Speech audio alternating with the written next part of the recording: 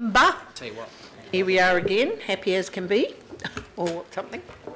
So, and this is the last financial meeting for the year of 2015, which has been an amazing year for the finances of this council. So, onwards and upwards. Today we're going to hear the Mayor's proposal for the annual plan, and I think Councillors got a copy of that last night.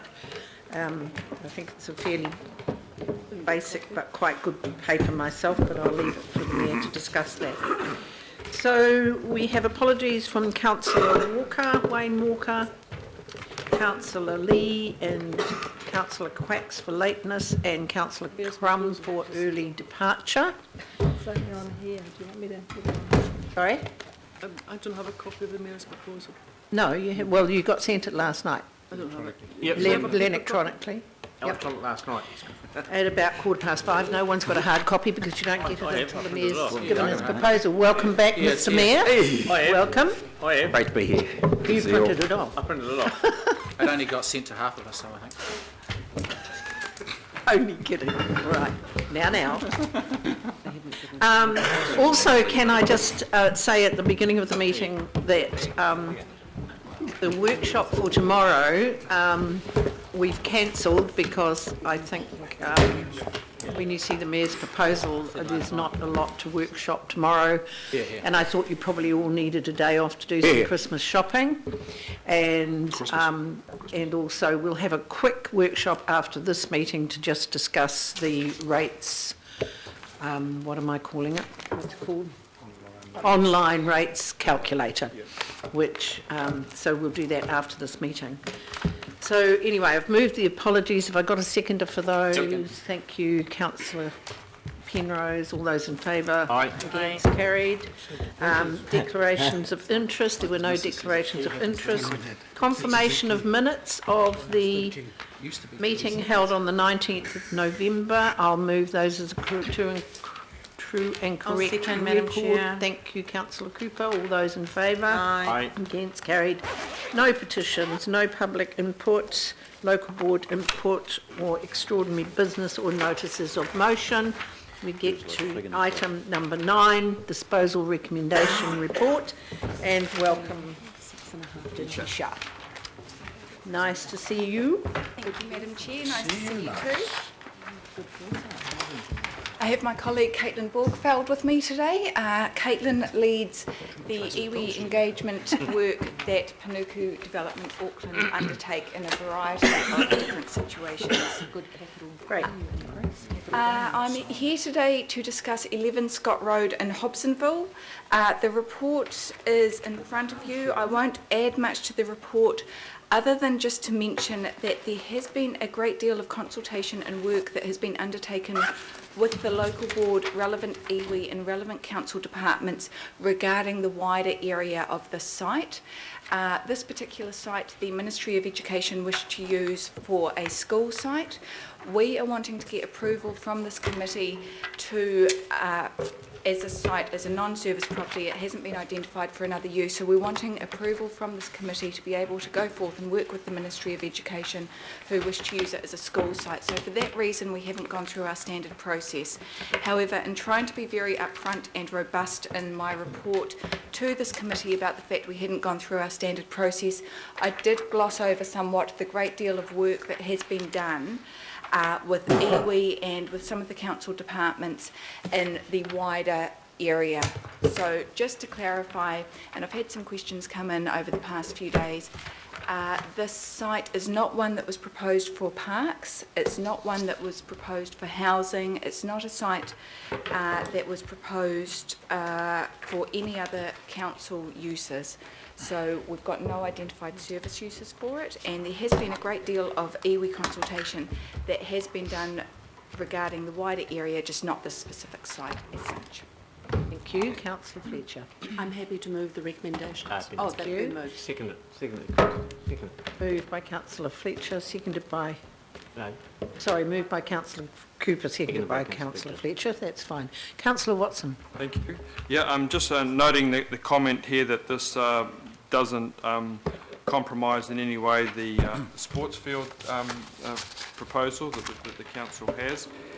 Just in terms of the wider open space network, of course, Scott's Point's going to be the subject of some quite intensive development over time.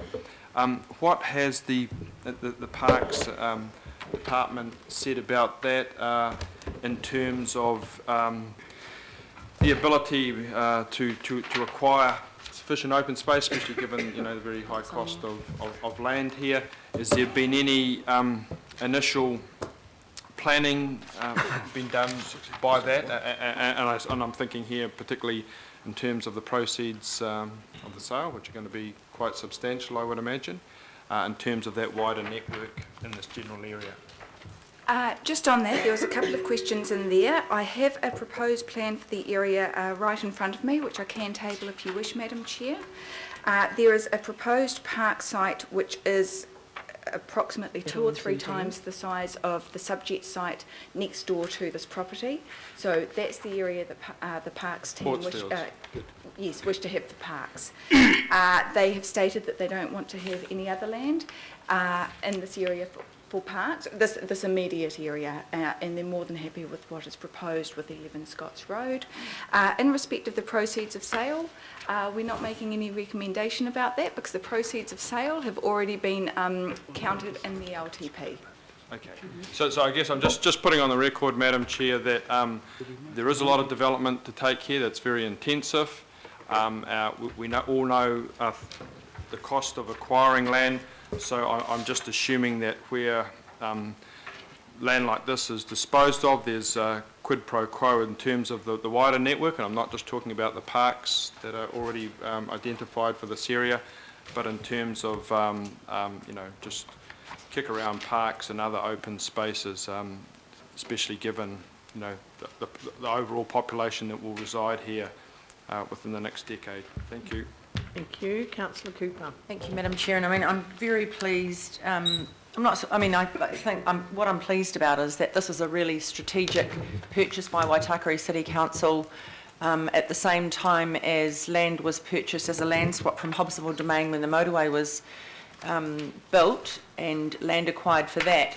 We took the opportunity to purchase this, and the capital value of this is, I think, just about tripled in that time, which is quite a short time. So I think that's a really good return. And I mean, I'm sure that if it wasn't going to be acquired under the Public Works Act, we absolutely would keep it. But given there isn't a lot of choice, but at the same time, when we talk about future urban land supply or future urban, which this area was designated as that prior to this council being amalgamated, then this is the kind of thing that we need to be doing, purchasing. This wasn't, and also this was also not designated as an open space because it left it flexible, and I think that's the kind of things we need to do. If we're going to purchase land, we don't just designate open space immediately, we look for opportunities, and here's an opportunity that gives us some money to do something somewhere else or maybe nearby. So that's why I'm happy to move it. 11,000 people on Hobsonville Point, they will need another school, and as to the viability of Hobsonville School, that's a moot point. We don't know because that's an industrial area. So happy to support it, Madam Chair. Thank you, and presumably the school will have playing fields. Thank you. Member Taipari. Oh, thank you, Madam Chair. Just trying to understand a little bit better about the Section 50 of the Public Works Act. That's the operation of that. How is that implemented if this is not supported today in terms of the disposal? The Ministry of Education do have the ability to take the land, much as Council has the ability to take land under the Public Works Act if it's needed for public work. The details I'd need to get some legal assistance on. I'm not an expert in the Public Works Act, so I'd have to get a legal opinion on the actual working of it, but the land can be taken under the Public Works Act. Paid for it.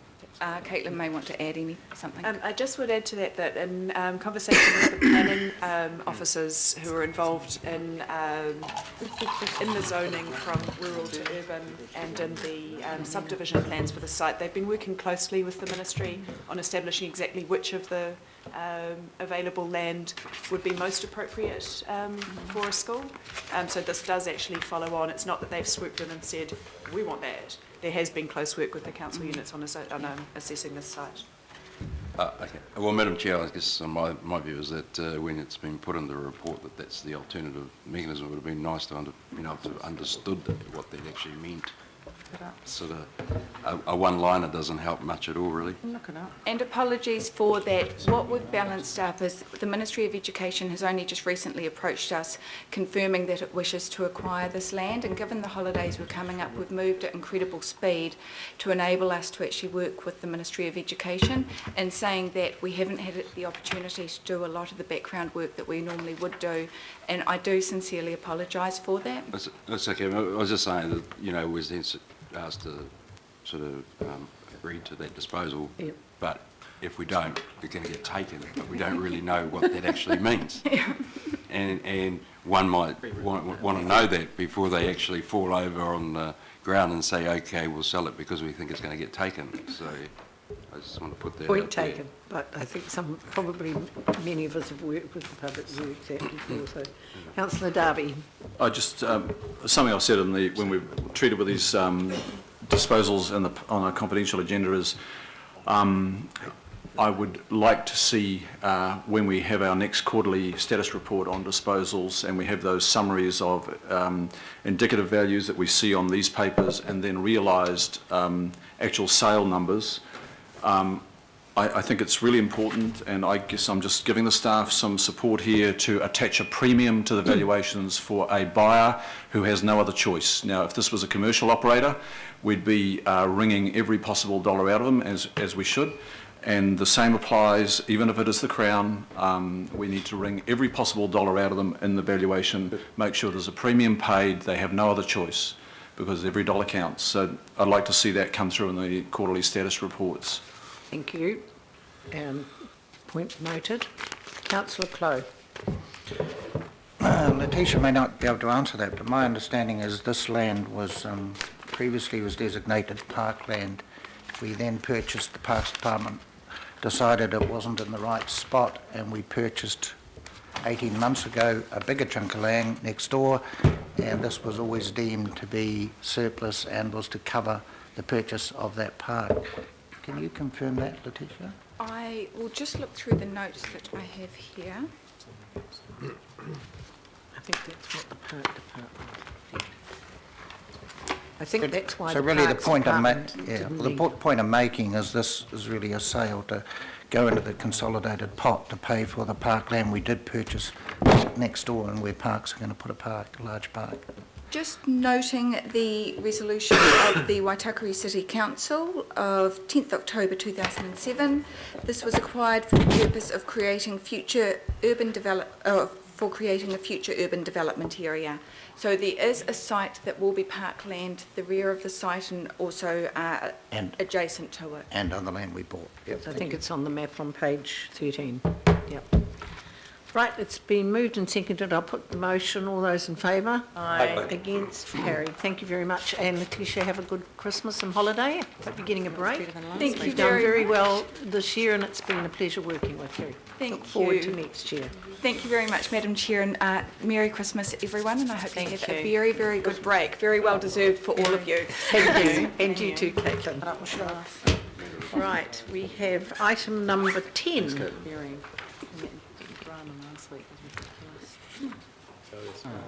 And we have Paul Tomlinson and Bruce Gardner. Chairman, it's very biased. We have Paul, we don't have Bruce. Okay, fine. And we have a presentation. This is an update on New Core and the IS transformation program. Welcome. Thank you, Madam Chair. Good morning. So I'll take you through an update on the New Core and IS transformation program, but the focus is on the New Core quarterly update for that. So as I say, with Nucor especially, I'll walk through some of our key achievements we've had in the last quarter, the upcoming milestones, risks and issues, and where we're at in terms of project complete and our financials around that. So I'll just move straight into that if that is okay. Thank you. And naturally we'll be asking you to note progress on the Nucor project and IS transformation program. Thank you. Thanks, Mike. Thank you, Mike. There is further information in the pack around IS transformation. I won't go through that here, but there are a number of IS projects that have been completed and are currently in progress. But as I say, that is tabled within the report further.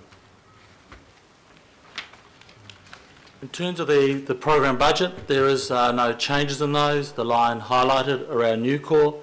Nucor is still operating within the budget that was approved for that, which is 151 million of capex and also 6 million of opex to make up the 157 million that was agreed to, and we're still tracking to that. We continue to reforecast in detail on a quarterly basis, with the next one due in January to be completed. In terms of Nucor itself, so some of the key achievements we've had with the Nucor in the quarter leading up to the end of September have been, what I have up here selected, reports have been released early. Pardon me. So these have been around privacy and the Goima team, democracy services, annual management, licensing and compliance consent. So what this means though is that at the moment in the current BAU operating model that they have within council, to run these reports previously they would have to run at least 5 reports from all the various legacy councils, take those reports and manually consolidate them. Many of those reports were only able to be run on a monthly basis as well. As part of the Nucor program, of course, we have to map how all of those legacy existing systems operate and where that information is held to enable us to move to Nucor. And as part of that, we've been able to release some of these reports early. So now in those areas listed up there, the businesses are able to run one report. They do not have to consolidate it because that one report has all the information as previously provided, and 5 reports had to manually consolidate. They can also, in most cases, run those reports as and when they are required, rather than being on a monthly or a weekly type of basis. So the feedback we've had from the various parts of the business around those has been quite positive. Our property consent sprints have been progressing. So this is in our consenting part of especially in our consenting part of our program. Those sprints in effect have completed since the date of this report, being end of September. So that has been progressing. Our end-to-end testing, where we test our overall solution, we were at the time of writing this at the end of September, we're in what we call SIT 2, which is end-to-end testing cycle 2. We have completed that. We are now well through our end-to-end testing cycle 3. And we also have another end-to-end testing cycle that we go through. We do a number of iterations to help to prove the solution to ensure that it's fit for the purpose for when we go live. So that is progressing well and to target. Our training needs analysis. This is about now that we have completed design, we have predominantly completed the build activities and well into testing. We therefore can go through understanding that design, understanding who are all the users within council who are impacted, and then work out what are our training needs analysis. So that includes what are the training courses that our staff, etc., will need to be able to continue to operate once Nucor goes live. Who needs to be trained? When do they need to be trained? How many courses will they need to be trained on? Where should they be trained? What resources do we need to have for that training? Things such as rooms and facilities and resources for that. So that training needs analysis has been completed to enable us to therefore get ready and start to do the preparation work we need to actually execute that training, which will be executed through April and May of next year. And Audit New Zealand also has completed a review. They did a wider review of which Nucor was part of that. So that review has been completed by Audit New Zealand and the report has been provided for that. From an operational Nucor program perspective, there were no changes that we were required to make from that in terms of how we were operating as a program. But I assume that report is available. Or, yeah. So,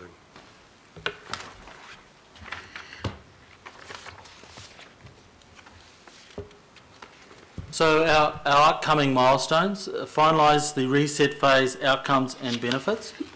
We have been through and are still working through a process. We have confirmed the benefits that were there from the business case and the regulatory, customer services and accounting services parts of the business. And we're in the process of working through the last parts from an IS perspective, especially around the archiving and decommissioning. So we have made made good progress in that area and are close to completing the last part of that by Christmas. Data migration, test, evaluate quality of master data. Data is always a critical part of any program like this, and given our data comes from multiple of the legacy councils, all in different states and slightly different structures. So we've been doing a lot of work in this space, and we are testing it. We're on what we call our test load 9 for data migration, so it's the 9th time we've been going through this. We'll have done this at least 13 times prior to where we go live. Each time we do that, we help to understand what the challenges are within that. We make corrections to that or updates, or we go back to the business and advise them. There might be some changes that they need to make or some cleansing they might need to do of their data, and we work through an iterative process for that. And in our end-to-end testing, as I said, we have completed what we call our cycle 2 of that. We are now well through our 3rd cycle of our end-to-end testing, and in January we move into our 4th cycle of end-to-end testing that we do.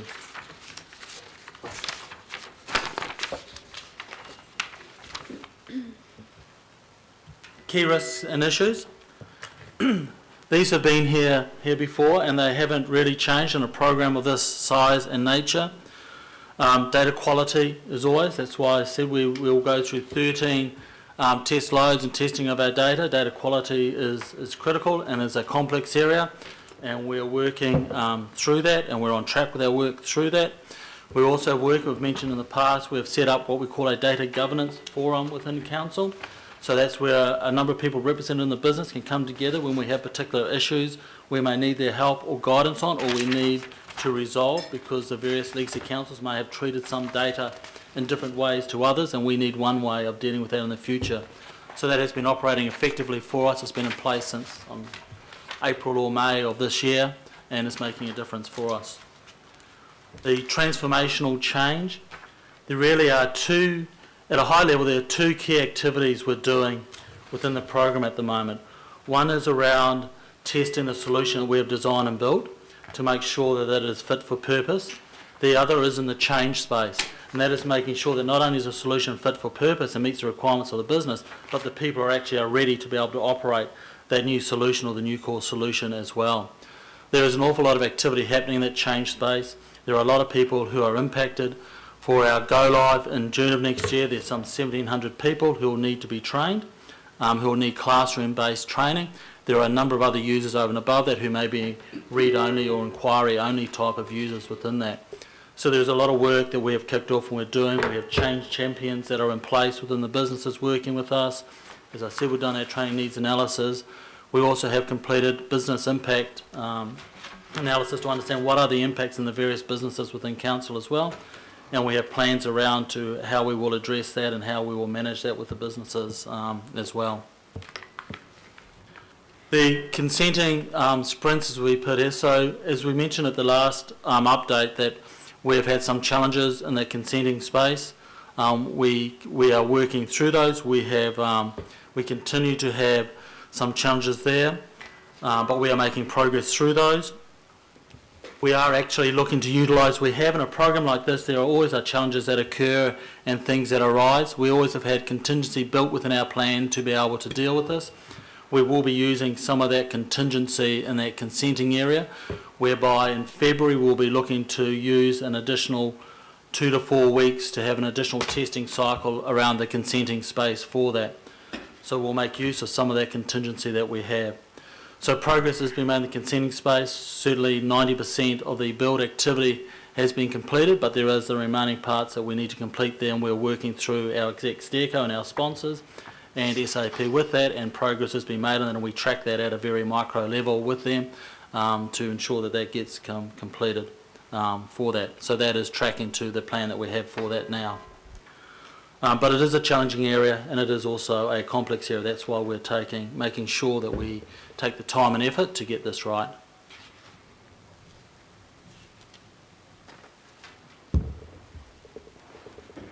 In terms of our progress, as at the end of September again, we were 68% plan versus target, so that difference is really around just over a week's difference between those two. We are still around at a similar point, obviously a percentage move forward, but in terms of the gap there, predominantly because of what the extra work we're doing in that consenting space, but certainly it is within the norms of the program for us. Our costs overall, we are tracking towards our 151 mil capex and 6 mil opex, as I mentioned earlier on in the presentation. So we're tracking towards that, and we are doing a reforecast again as we do on a quarterly basis. It was during December, but with the Christmas break, we will complete that in January. So that is the update for ICE transformation and Nucor. Happy to take any questions. Thank you very much. Very interesting. And I'll move that the report be received. Note the progress. Have I got a seconder? Thank you, Councillor Cashmore. Questions, comments? Councillors. Councillor Cashmore. Yes, thanks, Madam Chair.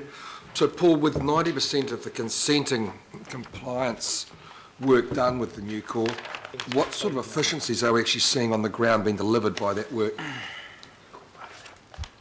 So the benefits from it will obviously come when we actually go live with the solution from June onwards. So the key benefits which really come through is what Nucor is about is really that consolidation, simplification and standardisation. So where the benefits will come from will be through the actual having a single way of doing the particular process that they do across council within that. There are certainly benefits within the business case that have been identified for that we'll be measuring and reporting against. But what will become different from the business perspective, especially once we've done our final go live as well, will be the ability for the business to be able to process, for example, resource consents, building consents, anywhere within the organisation rather than having to be done as it is now. If it's around Rodney, they need to do that within the Rodney system and the Rodney location or people who are trained upon that. So that will help to take away some of those barriers which make some of the processes inefficient. The ability to then be able to move the workforce to where you may have some of those peaks and troughs within the work that you have. Thank you. Thank you, Councillor Casey. Right. I've just got two practical questions. The first is, you know, the transformational change right when you walk in the door. What would you say would be the major one that the customer will see as a result of Nucor going live? What's the change in practice that will be most significant for the public? So I think one of the things that they will certainly will notice will be there will be a much greater consistency of processes across council. So the experience that they'll receive walking into a Manukau located office or a Rodney located office or Waitakere or Auckland City should be in future the same experience because people will be operating in the same way and they can have more, I guess, confidence in the consistency of that experience. Certainly would be one of the changes that they would notice with that. There also is quite a lot of work that has been done around our processes around requests for services. So also a much greater consistency around, so when a customer or a ratepayer may phone up around whether it be a noise complaint or something else, there will be an improvement in terms or much greater consistency in terms of how they are handled and able to be reported on, monitored and also reviewed as well. My second question was, could you give me an example, say in animal management, how Nucor is going to make a difference from July or from June next year? So again, there will be a consistency, but one of the areas will be in the re-registration of dogs. Will be an online process, yes, which that is not at the moment, but the re-registration will be an online process, and obviously that's just a first step in terms of moving more in terms of the online or digital area. And what about first registration? Sorry? What about first registration? So the first registration will not be online or different or significantly different when we first go live, but obviously that is an opportunity as we look ahead. Thank you. Councillor Penrose. Yeah, thanks, Madam Chair. I just want to, Bruce, I just want to acknowledge the work, and as I mentioned before, I this can't come soon enough, and in particular around the regulatory area. It's absolutely critical and vital for the growing of Auckland at the speed we're growing at. And whether you're in Te Hana in the north or whether you're in Pokakari in the south, we should be all talking to each other to get efficiencies and those cost savings across the organisation and to the wider community out there in Auckland. I do have a question, but it's probably to, I don't know whether I should take it offline or not, but it's around as we roll out the technology, and it's more in the regulatory area when members of the public, i.e. the building industry, are calling in, and sometimes they don't meet their requirements for sign-off, and they might ring at, say, 4:30 in the evening to cancel their appointment for the next morning. So it might be to take offline, and it's not getting through from our call centre to our building sector, and of course there's a lot of downtime wasted. And as you know, when our building guys are out there on the road, or resource guys are out there on the road, not only with the traffic movements on our motorways and arterial roads, it's bad enough for guys to try and get round site to site.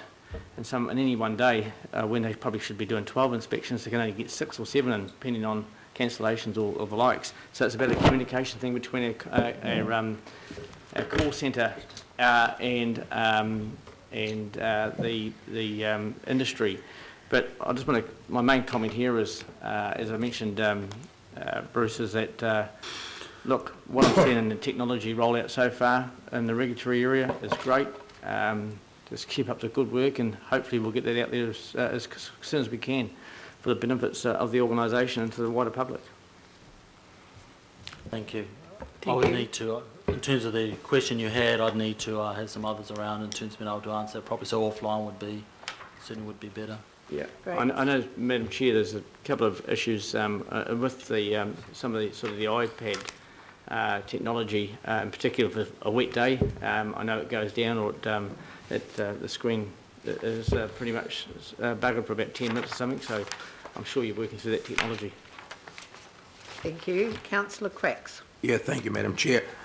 Bruce, in terms of the key risks and issues, the escalations with the SAP as required, is that to do with licensing? And would you explain to me in layman's language just exactly what those risks are? Yes, it's not licensing.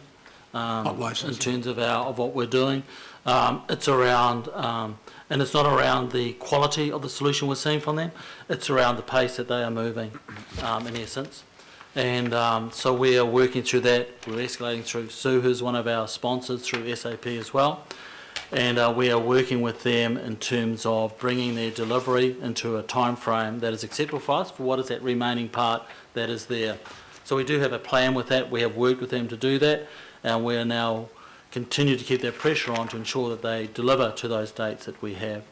And we, as I said, we are managing that at quite a micro level at the moment, because we're not talking about hundreds of items. We're talking about, in the low tens of items that we need to manage within that. Okay, and this is to do with our moving forward, all the licences that we have for SAP are adequate? I'm not involved in the overall licensing much wider for SAP, so I can't really answer that question around the licensing. I can answer that we have sufficient licensing within Nucor and the Nucor program. Okay. So we can probably get that for you offline, Councillor Quacks. Okay. Councillor Brewer. Oh, thank you, Madam Chair. I just had some brief comments. I suppose I just want us to be, as an organisation, somewhat circumspect with the on time and on budget, and I just want to, for the record, as I do at any opportunity with Nucor, and totally certainly understanding that the scope has changed and that the intricacies and knowledge of this project have changed from when it was first budgeted and costed.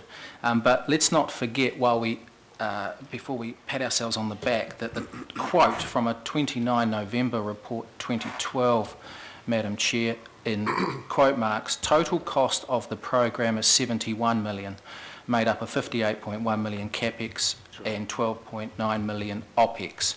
2 years later, on the 20th of November 2014, quote, total new core CapEx costs are reset at 124 million. So you can see my cynicism when we're out there saying that we're going to come in with under our $156 million budget. The reality is the capital, that while the OPEX might have halved from 12.9 to 6, the CapEx, the money we're borrowing on this has increased by threefold, by 100 million, from 58 million to 156 million. And so we just need to be cognizant of that, that this project has started off, we agreed, as a $71 million project, and we're now steering down hopefully coming in under a $156 million project. I'm confident, though, of Dean Kimpton and Bruce, with his commercial background, that we're seeing the containment, the discipline and the scrutiny that this project needs, and I'm looking forward, as is every ratepayer, to what Councillor Penrose just talked about, the efficiencies, the cost savings and the benefit to the organisation. Thank you. I think we've been very lucky with our Chief Financial Officer getting a handle on it very early on and reining it in. Councillor Darby. Thanks. So just on, you said the benefits of the system will show up when it goes live, but they would have been quantified in the business case. Yes. And that they had a dollar value attached to the benefits. So what are the benefits in, say, 15, 16, 16, 17, if you can recall, that will flow through in dollar value? I'd need to look to get what the actual dollar value we had in 15, 16. I can say, though, that the benefits, as we get up to the annualised value of those benefits, is around 10 million per annum for those benefits.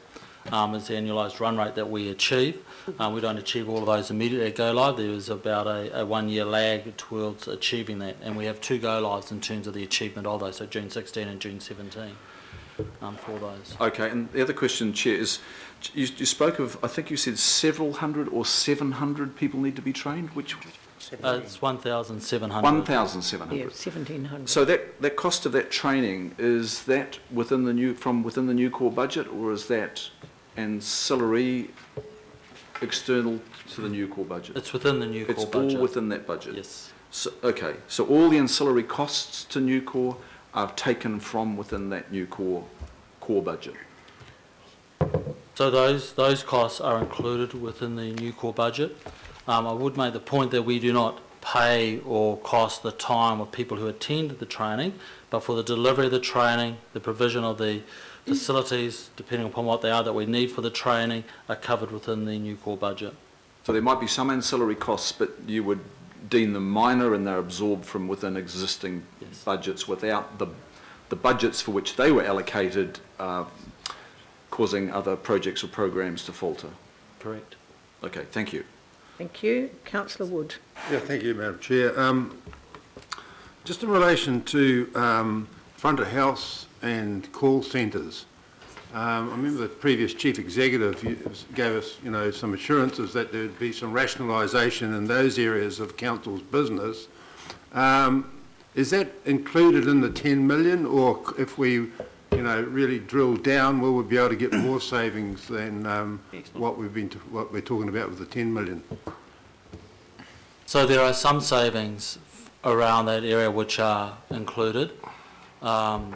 So certainly there are new core is what we describe as a foundational type of program that it puts in place the foundations you need to then be able to do a number of things to enable the council to do a number of things they may want to do. So examples of that is to do things such as to grow the digital services that they provide. So we provide some through new core, but it's about we put the capability in for that, and then they can look to do more on that. So things like further work around digital consenting and those types of things, but also around dog registration become opportunities for that.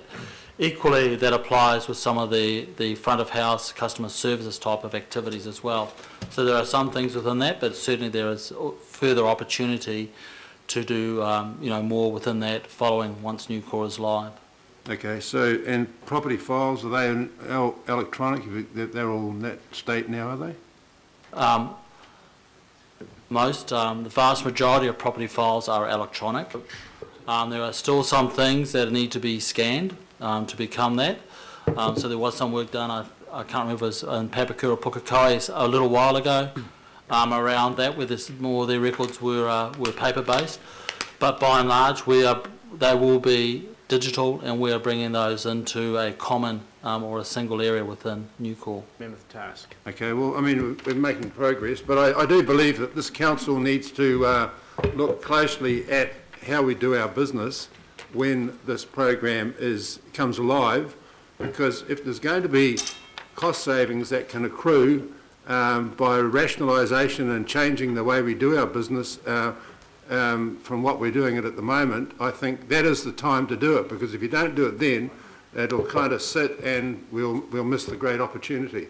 And I know overseas, I mean, Taipei Council, I think there's higher use of IT or, people on the web, and they do a huge amount of their dialogue with their communities through the internet. So I think that's an area that this council needs to explore, because as the previous Chief Executive, Mr Mackay, said at one stage, he said you can probably rationalise the cost and the labour cost by quite a big percentage when he gets this new core in place. I think the figure he used to talk about was 20%. So that was a very audacious figure, I thought, but I think that's the kind of way we should be really attacking this issue right now. Thank you. Wow. Thank you, You'll put up an Councillor Wood. Councillor Clow. Oh, I remember it. I know. You put up an amendment. Yeah, there's no mention in there about the peer review that I thought was ongoing, EY or Pricewaterhouse or someone, one of them. Is that still part of the work that's been done? Through the Chair, Councillor Clow, yes, it's EY as the Quality Assurance Partner, and they report to every steering committee meeting on a monthly basis. Yep. Okay, cool. Thank you. Councillor Crum. Thank you, Madam Chair. No doubt a pungent amount of the budget sits with supplier SAP. So can you go back for me? You've identified it in key risk category. What is the extent of SAP not meeting deadlines? That's like an ugly smell. Through Madam Chair, as I mentioned, the vast majority of the build and design and build has been completed by SAP. There certainly is around the 10% that is less, and certainly that is late, and we are managing that through that. We did in June of this year sign a fixed price agreement with SAP around these services.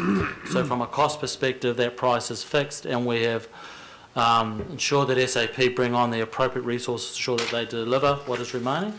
That is at their cost. There is no additional money that we will pay for that in terms of that. We have agreed working through our schedule in terms of how we can manage and what we need in terms of dates for the remaining part of that build to be delivered. Okay. Right, we've had a good discussion. It's been moved and seconded. I'll put the motion. All those in favour? Aye. Aye. Against? Carried. Thank you very much. Keep up the good work. I think we're getting there. Finally. Right, we have item 11, which is Port's pending status update. I'll move that. If I've got a second, Councillor Clow, second that. Thank you. Any questions? I haven't received any yet. Right, I'll put that. All those in favour? Aye. Against? Carried. Item number 12 is tenders and procurement forward work programme to October 2016. Happy to move. To move that, Councillor Quacks. Happy to second. Second, it's Councillor Fletcher, and we have any questions? Comments? Oh, Councillor Crum. Take a seat, sorry. Sarah, I think there is a question, so take a seat. Councillor Crum? Actually, it might not be a question for Sarah, but just a question in regards to the formatting for forward work programs. So I understand that we're taking this across all committees. All committees, Similar formatting. We raised this at Tenders and Procurement Committee. There's no technical column for timeline. So as you'll see, because this went through TMP first, under decisions required, Sarah's helpfully put in what quarters we'll be looking at things, but just perhaps a note for across all committees. There's sort of a randomness around timing for all committees, and perhaps it warrants its own separate column. But while I'm at it, an extra comment. If anyone not on Tenders and Procurement would like to come to Tenders and Procurement at some point, you'd probably want to come for 4.1 when we're looking at supplier relationship management plans. So we're looking closer at our top 100 suppliers, and it's a really interesting body of work. So I know that Chairman Councillor Quacks would agree with me that it's a really good usage of your time. So we'll look forward to seeing you at committee sometime soon. Thank you very much. So, and I see Claire nodding about the timing. Yep, the timeline. So yes, thank you. Thank you, Sarah. Thank you. And have a good Christmas, please. Thank you. It's been moved and seconded. All those in favour? Aye. Against? Carried. Moving on to item 13. Welcome, Claire. Hello. And Kevin. The And community updates. Brand's coming. Yep. Who else? So I'm just here briefly to introduce the item because this is part of our ongoing business improvement and performance reporting program of work that we've been presenting throughout the year. And the theme today are leases. Kevin and Bram and Rob will present to you on that. And I talked with you briefly this morning, Madam Chair. This is something that we instituted this year based on your requests last year, and the commitment is to continue this next year, and if there's any feedback on how the program has worked this year, we've covered things from CapEx through to technical advice to procurement, so if people have any feedback generally at the end after the presentation, please let me know. Thank you. Right, Kevin. Thank you, Claire. Morning, Chair, members. Thanks for this opportunity. As Claire says, we've just got a few slides that we'll talk through, just to provide an overview of the way in which we're working differently, and we're pleased to say much more effectively, around the community lease programme for 15-16.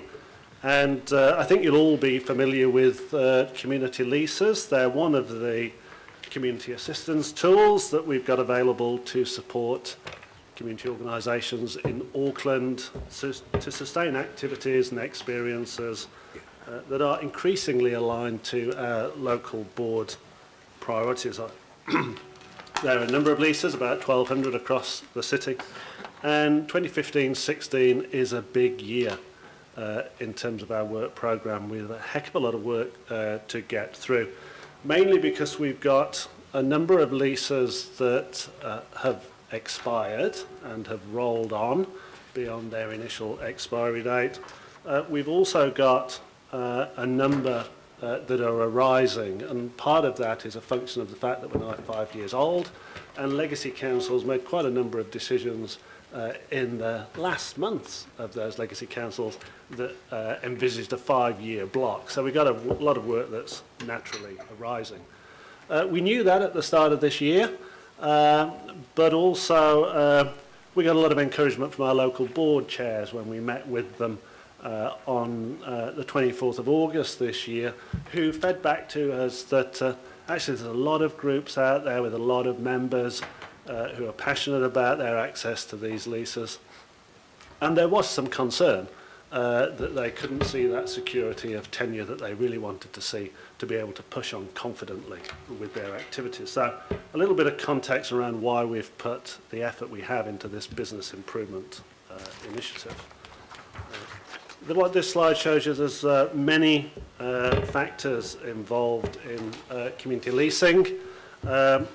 Basically a continuum of making sure that we've got the right asset in the right place at the right time, that we've got a fair and easy way for our community organisations to express an interest and access the benefits of these facilities, that we've got good management and oversight arrangements in place to support the tenancy, and most importantly that we've got effective process in place to showcase the benefits that have been created and, if you like, close the loop in terms of the return on that investment. So many components to it and many areas for improvement, quite frankly. There's a lot of potential still to be realised from this portfolio. But we needed to start somewhere, and we're quite pragmatic in choosing to start on these three areas highlighted here. And what we've been doing in the last 3 months is basically going back to the drawing board and reconceiving how we work around these three areas. So just in terms of the components you see there, in terms of new leases and existing community leases that need renewal, what we've really focused on is increasing productivity, getting much better control of our processes around these areas so that we take away the uncertainty that some of those groups were recently experiencing. By doing that, we improve the overall currency of this portfolio. Many more of those leases are current and viable, and that allows us to shift our focus to more strategic considerations. What can we achieve with these brilliant assets that we have with, in partnerships with the many groups that make use of them? So those two areas have been key, as has that area of activity on reserve. So trying to make it clearer for everyone what activities can take place in which areas, and particularly upon which aspects of land, and looking to enable some of those policies around community empowerment, looking to really foster community enterprise by putting in place a much more enabling way of working, and that's the area that Bram and Rob will talk to a little further shortly. So lots of components there.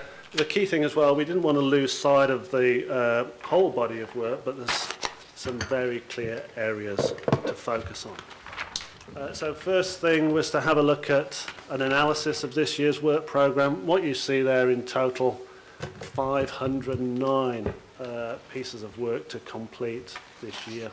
That works out at about 40% of the portfolio.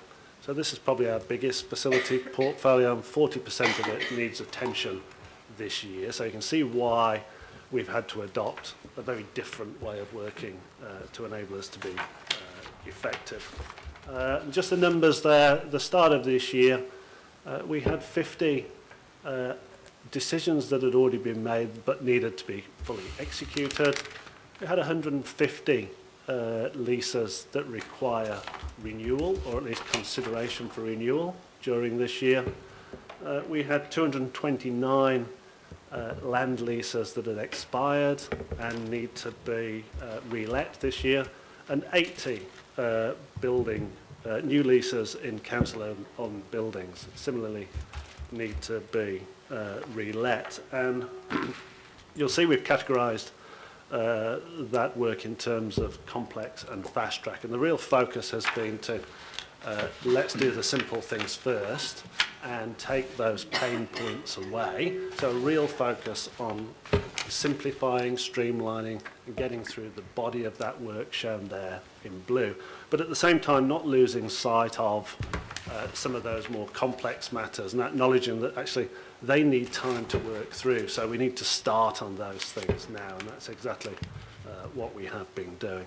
And when we talk about complex, there's a few components to that. So we're talking about, I'll just use a couple of examples. We might be talking about things that are quite involved. So if I use the example of the showgrounds, AMP showgrounds down in Clevedon, what we've got there is sort of multi-stakeholder arrangement. So we've got leases within a lease. There's a lot of work to do to establish a harmonious environment there. If you think about some of the complexity. It relates to dependencies. So we're working at the moment, Hibiscus and Bays, around the Orewa Life-Saving Club. The lease there is quite straightforward, but it's dependent on enabling the group to redevelop its club rooms and associated commercial cafe there. So we've got dependencies around the lease. We've also sometimes got health and performance issues. So groups aren't always doing brilliantly and going ahead. Sometimes they're in decline, sometimes they're going backwards. We have to work through those things with the groups. And as I mentioned before, we sometimes have classification issues. So we might have a fabulous group that's got fabulous activity, but it happens to be contrary to the underlying classification for that land. And so we need to... You're talking about Omaha? Not just Omaha, there's probably about 100 of those things that need to be worked through, and they do take time. So the focus for these last 3 months, as I say, the objective there was to back to the drawing board, look at every component in terms of the way we were working, to simplify procedures and to fast track what we can fast track, with the aim of offering as many renewed leases as we possibly could to community organisations by Christmas. So the feeling we were looking for was that group who's been a little uncertain, are they going to get their renewed lease by Christmas? Yes, it's in their hand. They've got the certainty of knowing their tenure is confirmed. The way we've worked differently there is this has genuinely been a sort of cross-council organisation approach. Our teams across community, across legal, across property and now community facilities department, we formed a real team. We haven't lost sight of the importance of being located in the many places of Auckland, but by working together we've been able to problem solve and re-engineer a lot of the ways in which we work. We've been able to bundle the work together, do common things in the same way, create some efficiencies without losing the nuance of the work and the relationships around our groups. And we've been able to bring in, I suppose, a much greater sense of pragmatism in working with the local boards to get things done, but all the time without losing the focus on alignment and achievement against those local board priorities that guide us. And you'll see there at the bottom of that slide, the targets we set ourselves were to have fully executed all those existing decisions by Christmas and to have completed 70% of the renewals. That's 111 cases by Christmas. And so here's the performance slide, if you like, in terms of lease renewals. What you can see there is on the far left-hand side, that blue column, back in July we had 150 renewal jobs there to complete. What the red columns there show you is the progression towards completion as we move from left to right. So against the target of 111 renewals offered by Christmas, you can see there that we've completed 74, and in terms of executed renewals, we've completed 46 against the target of 50. And actually these figures were as stood on the 25th of November when we finalised the agenda report. So I'm pleased to say that we're now up to 106 renewals offered to the groups, and 59 of those have been fully executed. And I'm actually very confident that by the Christmas break we'll be very close to offering 150 of those renewal cases, because we're really starting to see the productivity of this programme take off. So it's a great news story in terms of those groups having the confidence of those renewed leases. This slide, similar around new leases. You'll see there 309 in total at the start of this year. We've been able to whittle that down to 176 that are still to start. And I'm really pleased actually that we've managed to offer 48. That's actually better than we'd anticipated. This is the area where we've got the complexity to work through. And what that represents is that air of pragmatism, working with the local boards to move these things along and offer those leases where all things line up and everyone agree we've got high-performing groups.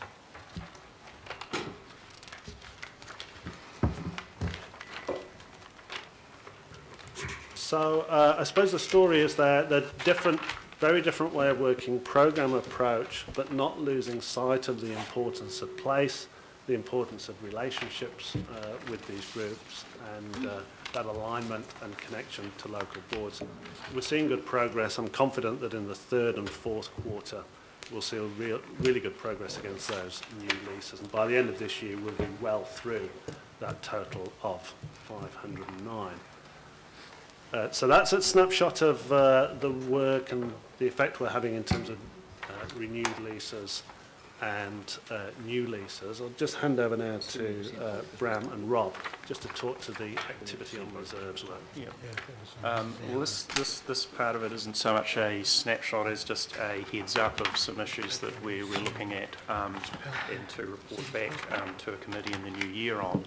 But as Bram, part of, could you just pull that towards you a bit? Thanks very much. As part of looking at the renewals program and new leases, one of the issues comes up, of course, is what sort of activity can be permitted on what sort of reserves and parks. What flexibilities do the local board have to make the decisions that their communities want for their local parks? And the sort of issues that we might see come up is, well, can you have a farmer's market? Could you have a cafe in the community centre? Are you even allowed a vending machine?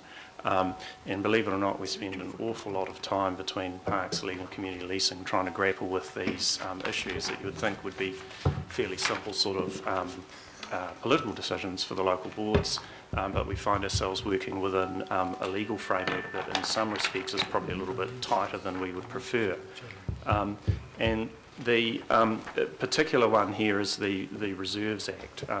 Many of our local parks are held under the Reserves Act. One of the main benefits of the Reserves Act is it allows local authorities to administer Crown land as a reserve. So to the extent we're talking about Crown-derived land, the Reserves Act is the framework we have to work in, and until the Reserves Act is changed, we'll just have to do what we can in that area. But a lot of the reserves we have are actually council land that we've chosen to hold under the Reserves Act. So certainly on a case-by-case basis, we have to ask ourselves, is that necessarily the best place to keep that reserve? Should we just hold it under the Local Government Act, which has some similar protections to the Reserves Act, but potentially gives us quite a lot more operating flexibility.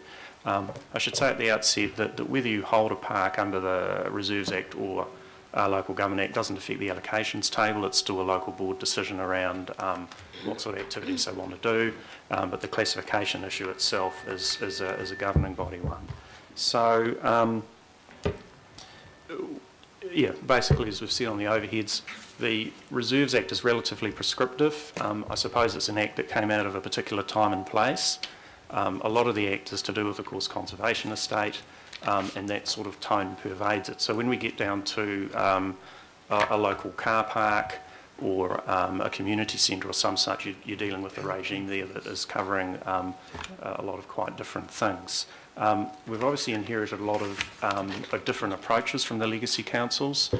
Different sorts of reserves are not uniformly classified across Auckland. It will just depend what was done at the time. There are a lot of different tenancy arrangements. We do see some compliance issues coming out of this. Under the Reserves Act, you have to have a reserve management plan. There might be some activities that are borderline as to whether they're permitted or not, and sometimes there are resource consent issues as well. Our approach to this simply is, look, if we can fix the paperwork at our end and let the communities and local boards do what they want to do on those reserves, then that quite neatly solves our compliance problem. But I'm not looking at this from the compliance perspective as such. We're looking at it from how do we enable our communities to do what they want to do on our local parks and reserves. The other point I'd stress is it's very hard to make generalisations about classification issues. Every bit of land is different, has a different history, so it is something where you do need to look case by case. But the basic issue we have at the moment is a perception that holding a reserve under the Local Government Act is not as good as holding it under the Reserves Act, that the Reserves Act gives more protection and so forth. It's certainly more restrictive on permitted uses, but I don't necessarily agree from a practical perspective that it does give more protection. But that's something we could look at if we have the Local Government Act is our domain and we can make our own policies around protection and use in that area. And if we were able to boost those up a little bit, then that might give local boards and communities more confidence in saying, well, maybe the LGA is the best option for this reserve because it will let us what we want to do and we feel secure in doing that. So it's probably a little bit about kicking off a work stream that ensures that our decision makers have some better choices as to what options they can select, what pathways they have to where they want to go. And we propose reporting on some basic options there in the new year. What I'd say, though, to be very clear, is this report is not a report proposing change to any specific reserve or reserves generally. It is just about the LGA framework as such. And I can probably, well, do you want to? No, I think Brian's covered. I'm happy to answer any questions that come up. Thank you. Thank you very much, because this is an area that has exercised some hours of work with communities who get very angst about what's going on and see a threat to what they've been doing for years. So it was very good to hear both Kevin and Bram, you both used the word enable. Word after my own heart. I like enable, but we also have to be nimble, because, you know, it is, as I say, there's some communities are getting really, really concerned, and the time it's taken, and I know the Orewa Surf Club, it's taken, I don't know whether John wants to comment, but I was told the other day, as soon as John and I got involved, things started to happen, but I think it's been going on for far too long, and I think that's one of the problems with some of these issues. So I'm happy to move the report if I've got a seconder. Yep. Councillor Darby and Councillor Fletcher.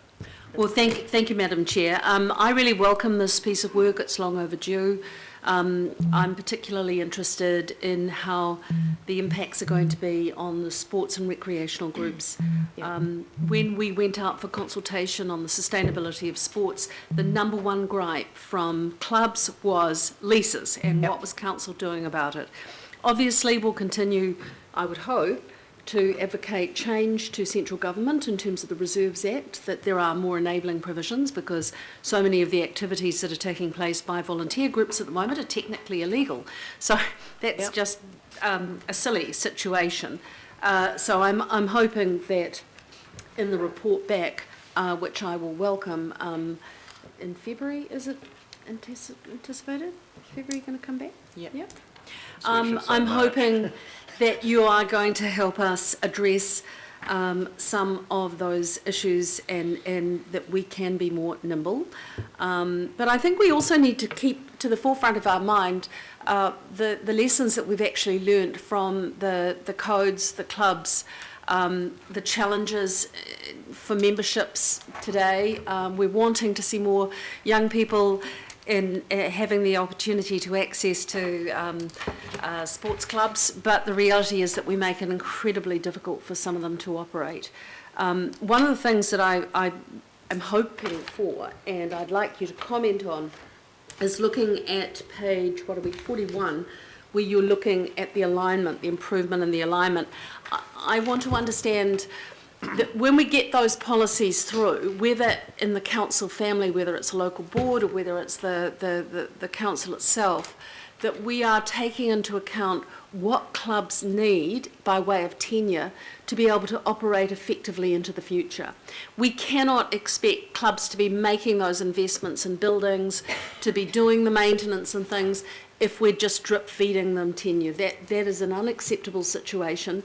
And it's one that we have counted in recent times with some of the leases with local boards. So I'm hoping that perhaps you can comment on that and just explain to me how we'll get that alignment with our policies at the one level, our broader policies, and how that translates to policy. So maybe, Rob, you could comment on that? I'll defer to Kevin. So through the chair, I'll have the first crack at it, and then maybe Rob can support. So what you see up there, I suppose, is conceptually this programme that we're contemplating. That first phase prioritises really those slides that I spoke to. It's about getting on top of the existing workload, working through that detail, taking away that uncertainty, providing certainty of leases.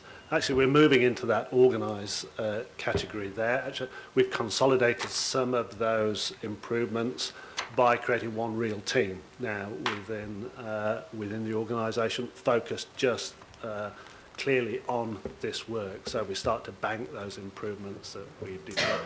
Then we want to move on through the remainder of this year to improve those processes, particularly around outcomes planning and monitoring and reporting, so we can see the product of this work, moving towards those policy pieces, if you like. What is that more enabling policy? And through to the review of those community occupancy guidelines. So those guidelines are actually probably one of the first pieces of policy that Council developed, and they've served us quite well, but I think probably everyone involved would recognise that we've learned a lot through the almost 4 years since they were first created, and there's plenty in there that needs to be refreshed. And certainly from my perspective, I often see community leasing, what we're involved in actually is a sort of very practical form of asset transfer that provides security and appropriate duration of tenure to groups, allows them to leverage that tenure to create good in our communities. And so term is a really important thing. Too short a term, and groups have always got that hesitancy, and they're not quite able to invest in their activity in their groups. Too long a term, and we risk denying opportunity to other groups who could be emerging within those communities. So I think that's one of the key considerations, that focus on what's the optimum term and what policy tools do we need to support that. Yeah. So, Madam Chair, tenure is one point. The second point is the reality of the need for clubs to do fundraising. Yes. That when we are bringing more clubs together and encouraging that, bringing codes together, there are some significant costs to that, and they're not costs that council can continue necessarily to subsidise. So I think we've got to be enabling and empowering in terms of clubs for the future being able to be really innovative with their fundraising on activities. That is a real challenge. Fundraising for all clubs is a challenge, but going forward into the future, that is something that we have to play our role in terms of responsibly setting the policy framework that they can undertake those activities and use that space fruitfully to be able to achieve sustainability. Yep. Thank you. Yeah, I mean, I'd just like to endorse that. I mean, one half of my team, of course, in commercial is working on the funding tools and helping these groups be innovative in this space. The other half is trying to find a way where we can make the lease work. So I think both of those points are hugely important to making the Empowered Communities Initiative work, that they will need an appropriate tenure that supports or is a platform for whatever investment we would like them to make. And they do need operating flexibility to help manage their own or delivery of the outcomes that we're both trying to achieve. So we are looking at it very much in that light. So that will come back in February or whenever. Yeah, I'll say March. I think the frustration for some communities is they want to get on with fundraising to whatever, but they and as Councillor Fletcher so rightly says, they can't, I mean, they know they can run the thing, they know they can set it up and keep going, but somehow it's this blockage with the lease. It always seems to be the blockage with the lease. Yeah, and it's something that we're looking at with extreme urgency, because the workflow issue for us of not getting this right exceeds obviously the work in getting it right. So we. And Madam Chair, sorry, just to follow on from that is, it then makes it difficult for them to go to other community funding agencies. So whether it's Foundation North or whatever it might be, we are that obstacle, whether we like it or not. Yep, absolutely. Thank you. Councillor Penrose. Thanks, Madam Chair. Councillor Fletcher's pretty much summed it up actually nicely, and it's probably been a good 40 months since myself and Councillor Fletcher and Watson and Walker and Chloe went around the region listening to the concerns in their parks portfolio. And the one, as Councillor Fletcher highlighted, the biggest concern was around our leases. Absolutely. And as we know, and it's been pointed out, that some of them are very complex, the compliance issues, Reserve Land Act, multiple stakeholders. So there are some complexities there, but at the same token, there were some smaller leases and simplified leases that I think we could have got onto a lot sooner and dealt with and mitigated a lot of the concerns that we had there. But on saying that, I think today's report is extremely good news to our ears and a good way forward, and it's all part of the empowering community. So, you know, it's once again, it's empowering those communities, but as we go through the empowering communities, but keep the community well informed of what's actually happening is the key to this as well. So again, just want to acknowledge the team for this, and Lisa Topper was extremely good through this whole process, and I just want to acknowledge Lisa Topper's work in this as well. Thank you. Councillor Crum. We've all got vexed examples in our wards, undoubtedly. So understand and really welcome the Reserves Act versus the Local Government Act work, and really timely, so fantastic, thanks. Give me an example of how you'll be simplifying procedures before Christmas. Well, you've got under immediate action actually Christmas isn't first 3 months, but you've got under the first 3 months simplifying procedures, so an example. So through the chair, one of the things we've looked at with the local boards in particular is to focus on what are the priorities we're trying to achieve and what's the best way of achieving that. Now, we previously always relied upon creating a document called a Community Outcomes Plan that we went through quite a lot of effort to create. There's a lot of back and forth with groups. It was quite laborious. It was great in that we could see what was going to be achieved through the investment of these community facilities, but it was tiresome, I think, for everyone involved. And alongside that, there were two or three other touch points with the community groups that we needed to square away before we could enter into a new or renewed lease. And we had to do a physical check of the building, we had to do a check of their operating health, we had to do a check of their incorporated status, for example. And typically they were a little bit ad hoc and consequently required a lot of effort. What we've done is to put all of those things together. We now meet with the group's representative once. We do it on their site at their convenience, and we gather everything we need in that instance. And we probably save at least 15 hours per exercise. That's of our time, but most importantly, it's of time on the community group side that's all voluntary. It's all invariably discretionary effort. So that's the sort of change that we've been providing. And through the chair, just to clarify, Councillor Crum, the 3 months was the 3 months from September to now. So we've been instituting the things that Kevin's just described in order for us to achieve our targets by Christmas. So that's why you've seen the dramatic increase in productivity and change and what we've been able to deliver because of what we've instituted in the last 3 months.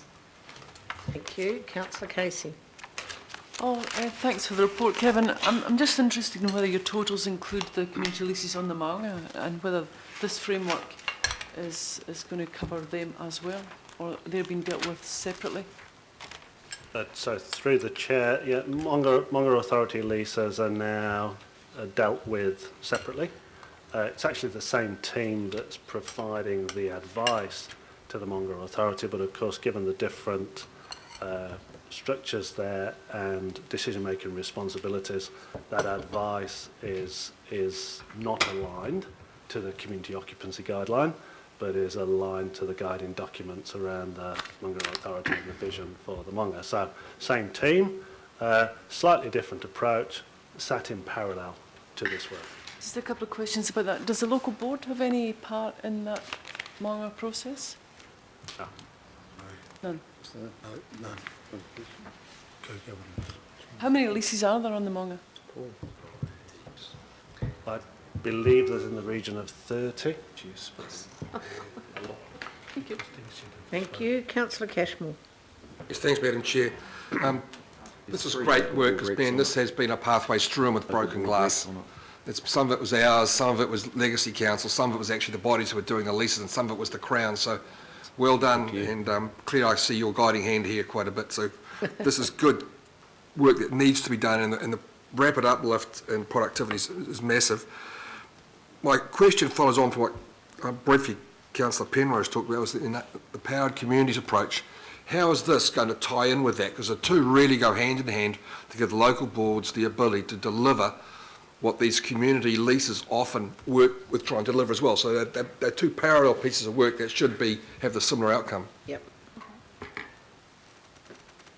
So through the chair, I mean, I think this is a good illustration of our approach to realising empowered communities. So, you know, I suppose we talk empowered communities in terms of the outcome, but we very much talk enabling council in terms of our behaviours. So actually through the whole redesign of our way of working here, we've had that enabling council as our mantra.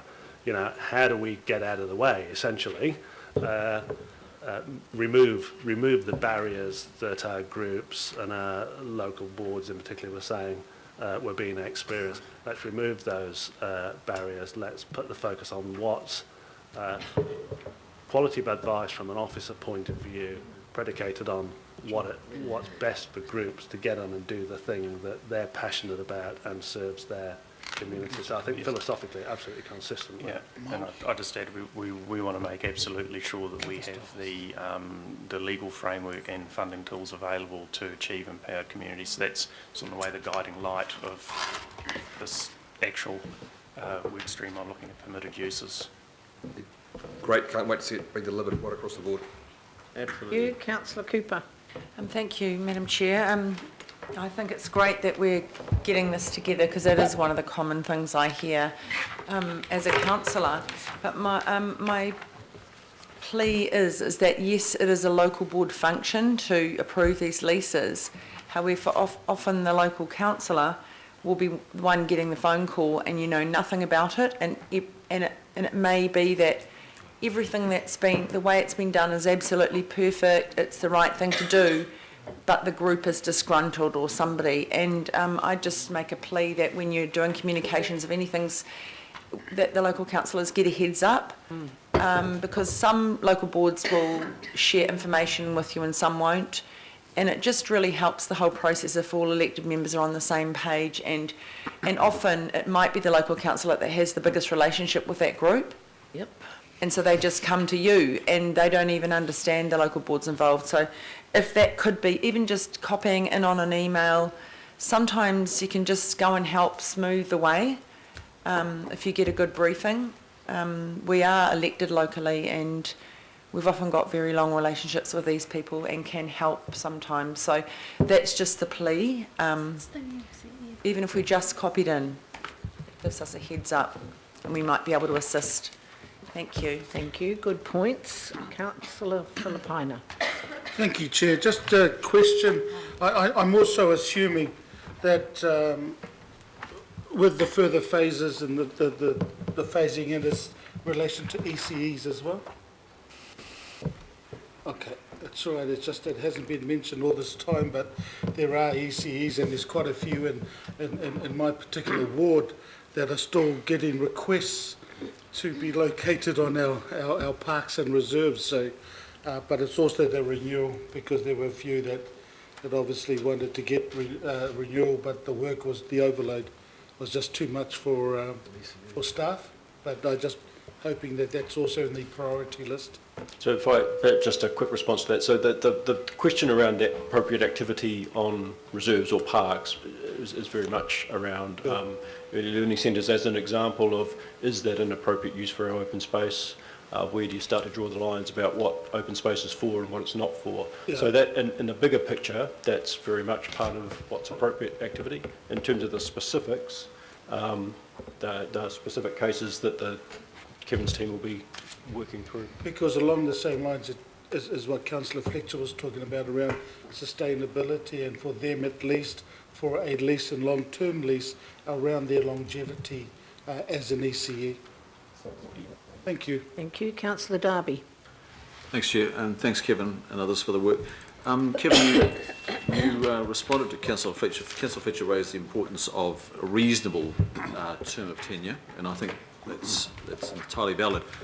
What I am aware of is very long terms of tenure. I've talked to you about this, but I really need to canvass it here because I'm aware of some boards, a board possibly, taking the staff recommendations of 10 plus 10s and adding another 10, which potentially locks that facility or council asset up for 30 years. 30 years from now is 2045. 30 years back is 1985. That's an extremely long period to lock something up for. It's not just shutting out potentially other groups, and if you look at the dynamic of Auckland, I think it's time, isn't it? it's changing very, very quickly, and if you look at the sports area, we are going to be looking for more facilities for our Asian Aucklanders, and they're not probably footy fields, it's different, in the next 30 years. So I guess my question, Chair, is what are the parameters that the boards might have? And I'm a great fan of empowered communities and empowering the boards through greater delegations, but your team are making recommendations of 10 plus 10s, and almost arbitrarily boards are adding another 10 and shutting out possibly future users, a whole future generation. So I think this is something that we might have to discuss when you report back. Maybe others are keen to as well, but do you have some concern about that extra 10 that's being put into terms of leases? So through the chair, generally the current terms contemplated through the community occupancy guidelines are, my view is they'd be pretty good. Where we've got new groups, perhaps those without a track record, probably in the establishment phase, we generally recommend 1+1 while they're in that early stage. Where we've got groups that are well established, they own their own building and typically have done for many years, the sort of maximum term is 10 plus 10, and in between you've got components of 5 years.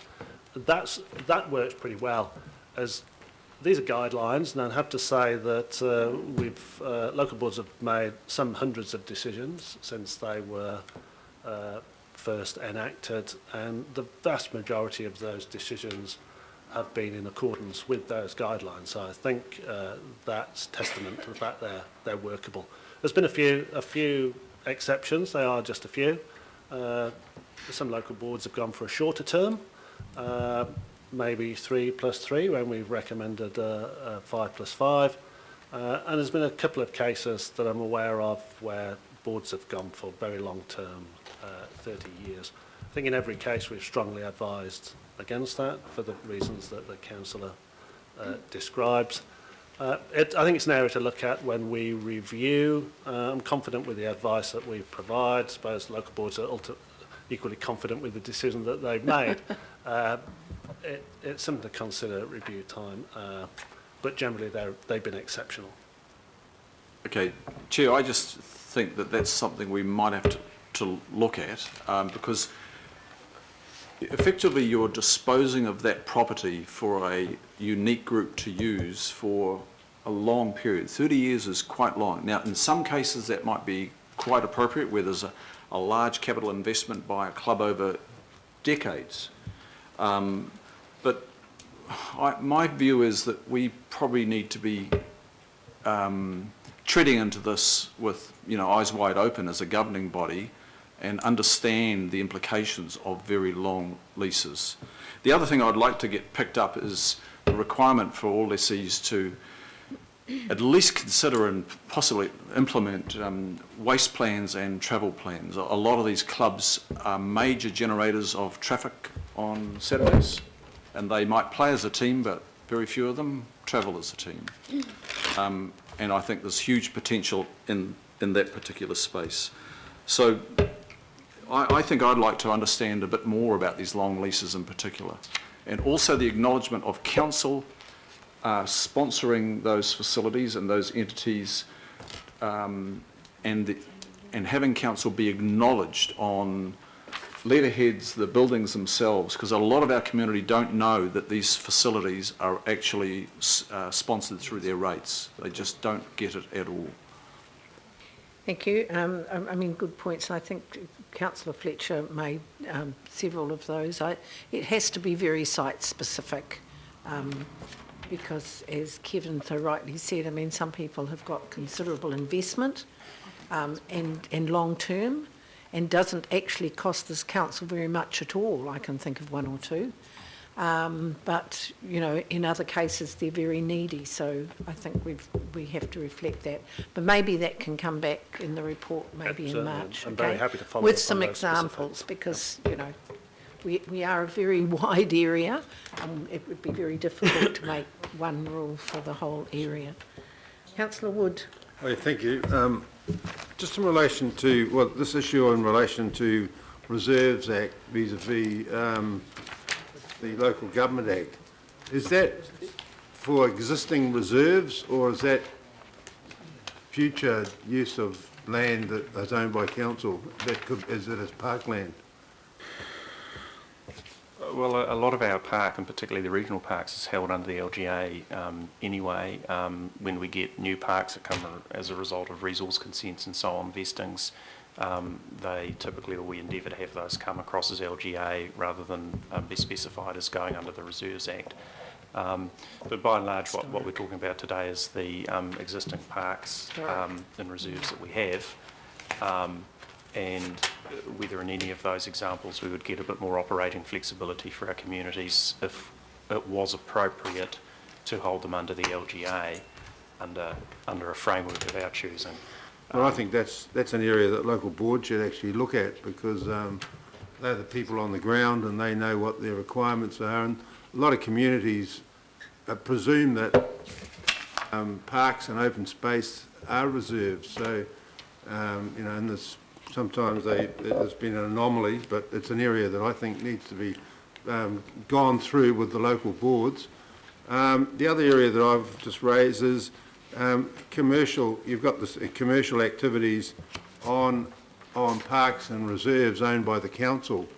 Advertising as well. Some sites are very strategic as far as, you know, for advertising purposes. So I'm just interested to know whether that'll be taken up, and what our rules are in relation to using club buildings for commercial activities. And I can think of even, you know, running commercial competitions, sporting competitions, which go beyond what the original purpose for the club having the premises were, but they use it as a way of bolstering up their revenue stream.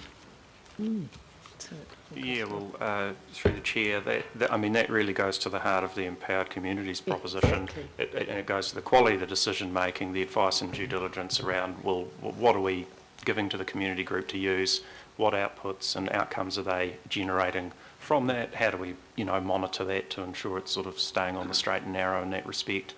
But that's really what the policy piece or the framework needs to address, what we consider to be appropriate, or local boards do, or we do, and what we want. But at the moment, our flexibility to even make those decisions is somewhat constrained by different classifications and arbitrary rules around what you can or can't do on certain reserves that are not of council's making. They're part of this 1977 legislation. Okay, so yes. This will ultimately all come out in a policy document, will it? Council policy. Okay, thank you. Yep, thank you. Councillor Sir John Walker. Thank you, Madam Chairman. Before you start doing long-term leases, you've got to get the short-term leases in order first, the biggest complaint when we did the survey was no communication with City Council. Yeah. We can't go out and fundraise because we don't have a lease, and some people hadn't seen a councillor or a lease for over 2 years. Yep. They didn't know who to report to. They didn't know how to fundraise because they were limited. I mean, at the end of the day, small clubs are most important to the community, because without small clubs, like the local tennis club, table tennis, whatever, we don't have anything. And they get the kids off the streets. And if you don't have a local club, you don't have future champions, because everybody should go through a club, and Dick Wax would tell us about that. And I can verify, I mean, I was with the Manuel Club for 14 years. Without the support of that club, you just didn't have anything. But what I'm saying is the biggest frustration from the staff was no leases, because they didn't know who to deal with. They couldn't fundraise, they couldn't get a liquor licence, they couldn't do anything because they didn't have a licence. So what I'm saying is communication is very important. Thank you. Very good points. Councillor Stewart. Thanks. Just for some of the community groups, I'm just thinking of, say, the Air Training Corps out at Lord Ellesmere Park. I think in the late 90s or mid-90s, they actually spent a lot of their own money to do up a derelict building, which is now used, so it's very much used by the community. But what seems to be happening is the Air Training Corps that spent a lot of time, and I'm just using them as an example, that spent a lot of time and money and volunteer hours to create this building into a community building, they seem to be now getting pushed out. They're more or less sort of just in a little cupboard now, when the whole building they used to have, and then on a just one day a week they wanted to be able to use the building, but I mean it's just been taken over, and a lot of the community building has actually been taken over by commercial, and they seem to have more say than some of the community groups. And I just think a community organisation, something such as the Air Training Corps that does such a lot of work for the community, volunteer hours, are very community minded, they seem to not be getting treated very well. And I think when you've got an organisation such as that has actually created a building and spent thousands and thousands of dollars and hours, you know, I think that needs to be looked at. And I think, just picking up on what Councillor Cooper was saying, I think the elected councillors of the ward need to also have a little bit of input, because it does seem to be the local board, and I think councillors, especially if you had a long history in your community, I think we seem to be the first port of call. But I just thought I'd relate that to you, and I'd like to perhaps at a later date have a meeting over that concern of Lord Ellesmere. Thank you. Yeah.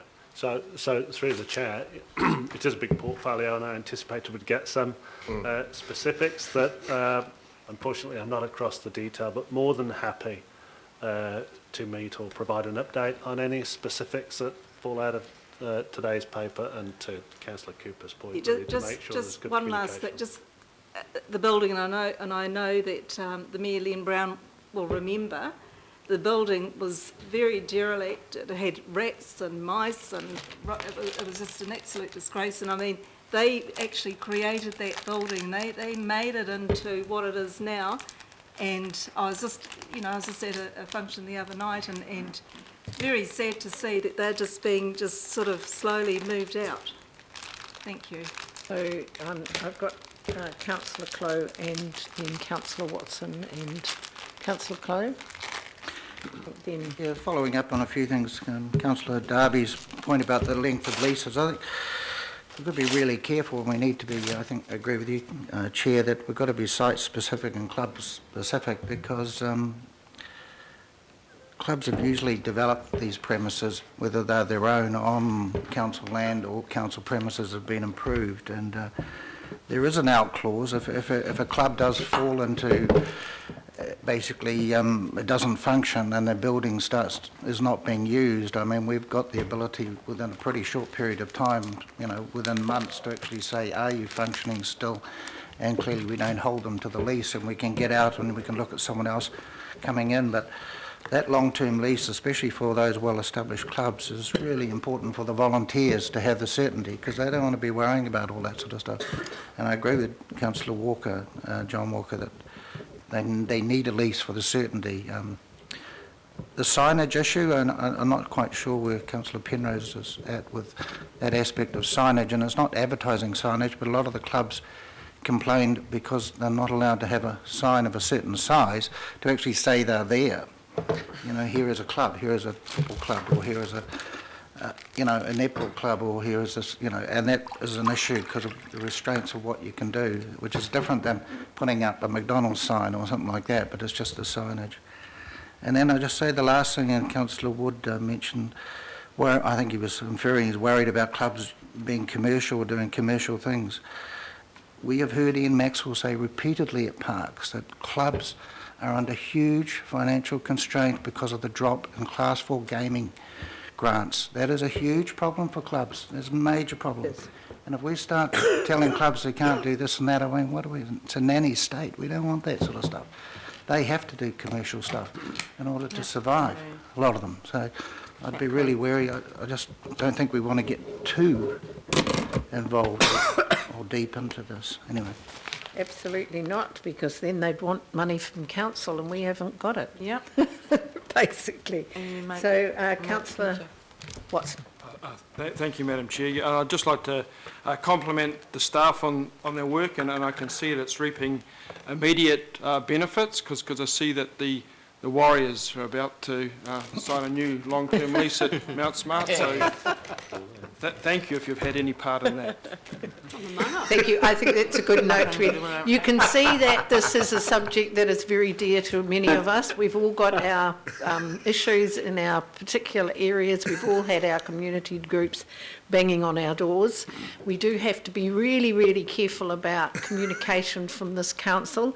One of my areas got a letter which said, this is a letter to make you feel a lot better about your lease, blah, blah, blah, blah, blah. And the last sentence said, and if at any time the council feel that it's not an appropriate use of land, we'll take it away from you. So that made them feeling really helpful. So, yes, look, this is very timely, and we look forward to the further report in March. Madam Chair, can I just make one small comment just in regards to Councillor Clove, because I know that signage is a huge issue for our sports clubs. Okay.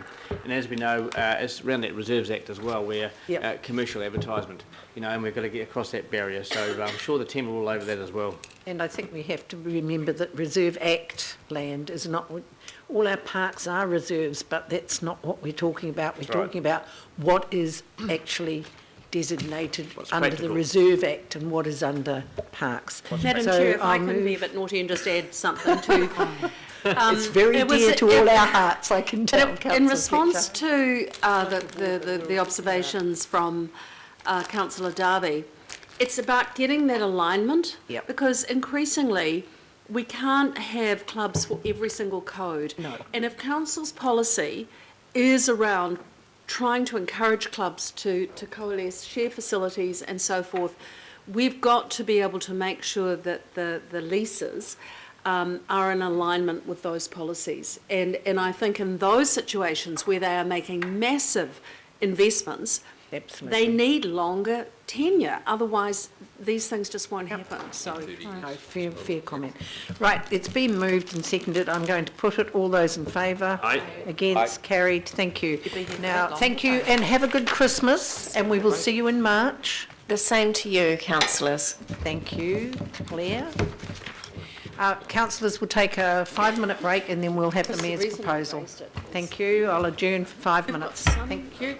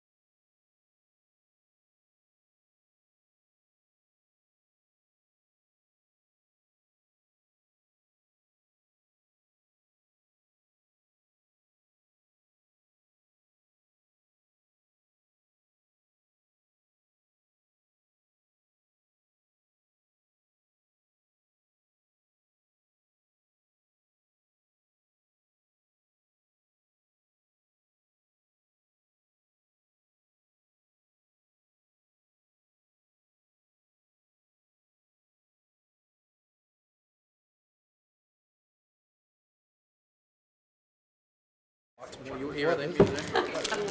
I always wish I had a wife at this time of the year. Yeah. I need one.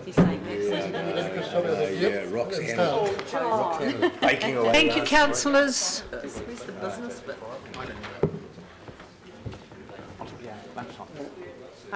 Just reminding councillors of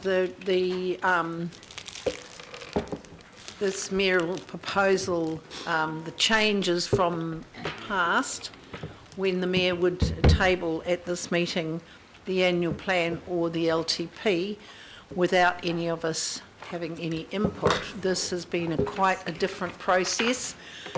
So over the last few months we have brought issues to the Finance Committee.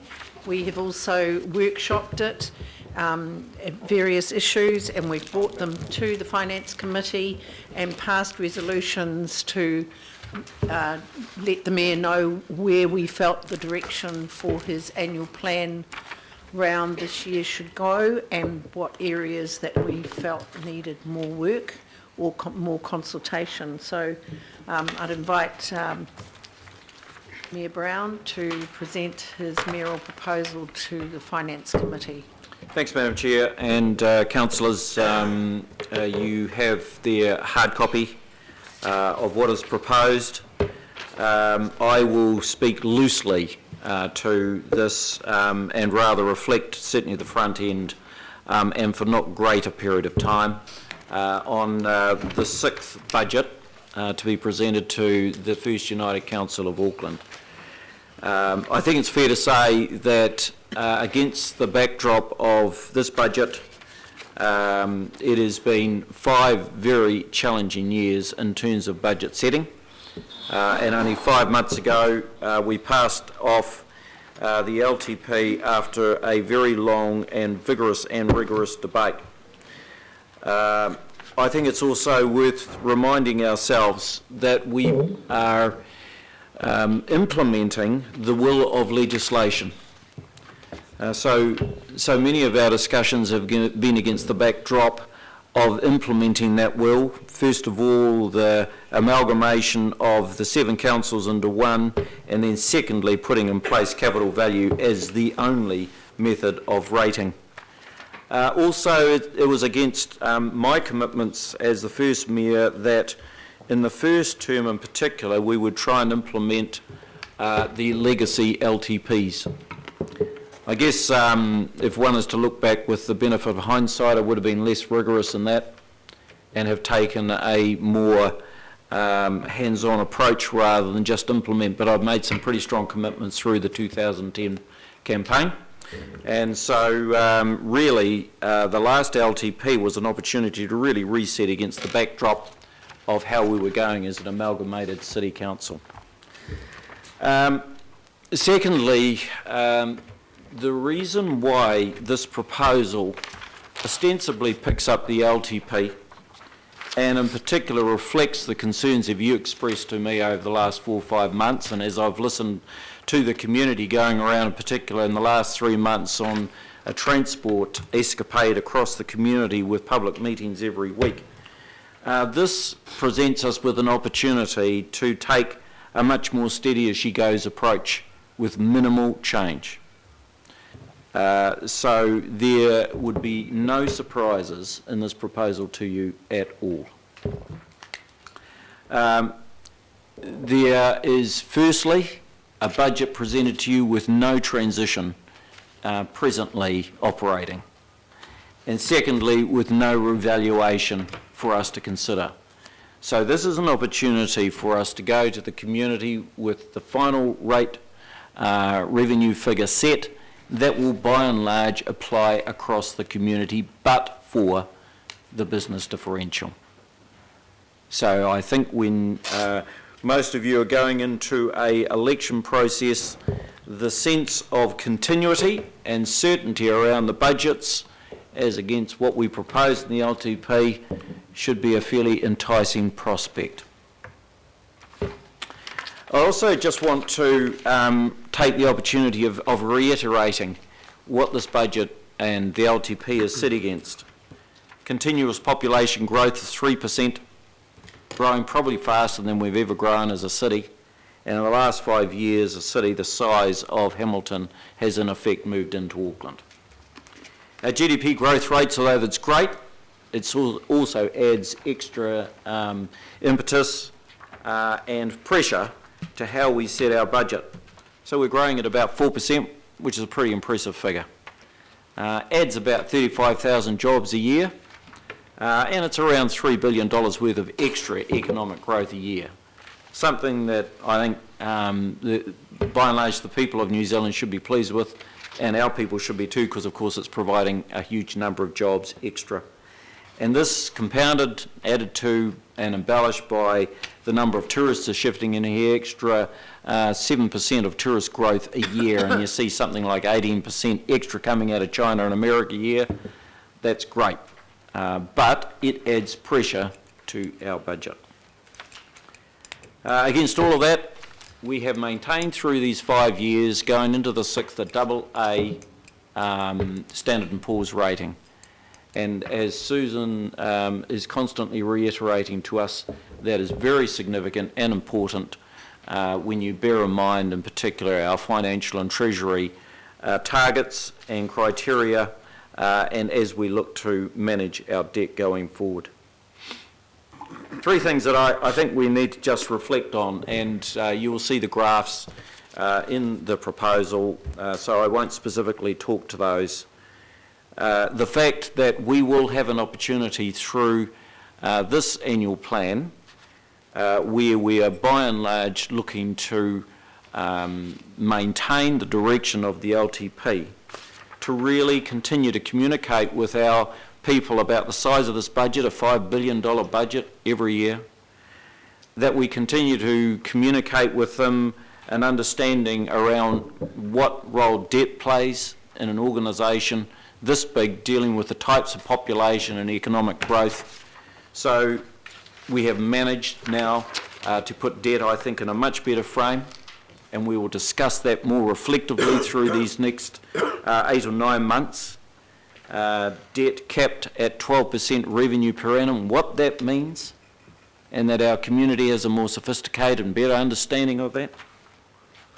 Secondly, our costs, of course, are the subject of constant discussion. But if you have a look at the graphs, you'll see that by and large our cost has remained reasonably consistent, even though we have been growing at the rates that we have, really for the last 5 years. And thirdly, I just want to reflect, so much of our discussion around this table is about our costs, it's about our rates, but of course the only reason why we take those costs and rates on is because we're building and investing in a very, very significant city. And just have a look on page 5 of the report over the last 5 years where our spending has been. Huge and significant spending going into transportation, everything under the ground that we don't see, and continued investment in our community infrastructure. So 2016-17, therefore, will present an opportunity for us to reflect on a steady-as-she-goes approach, but we will continue to make significant and major investment into the city. A capital program of $1.9 billion, which includes a transport program of $720 million, water and wastewater $440 million, and investment in parks, sport and recreation $170 million. You'll see there on page 7 the amount of investment that will go in and around our community, headlined of course with the commencement of construction of City Rail Link, with the early works starting this month. Right around the city, the Walkworth Showgrounds, the Waiaku Sports Park at last, haven't been part of the initial discussions of the front end of that. It's great to see that taking off.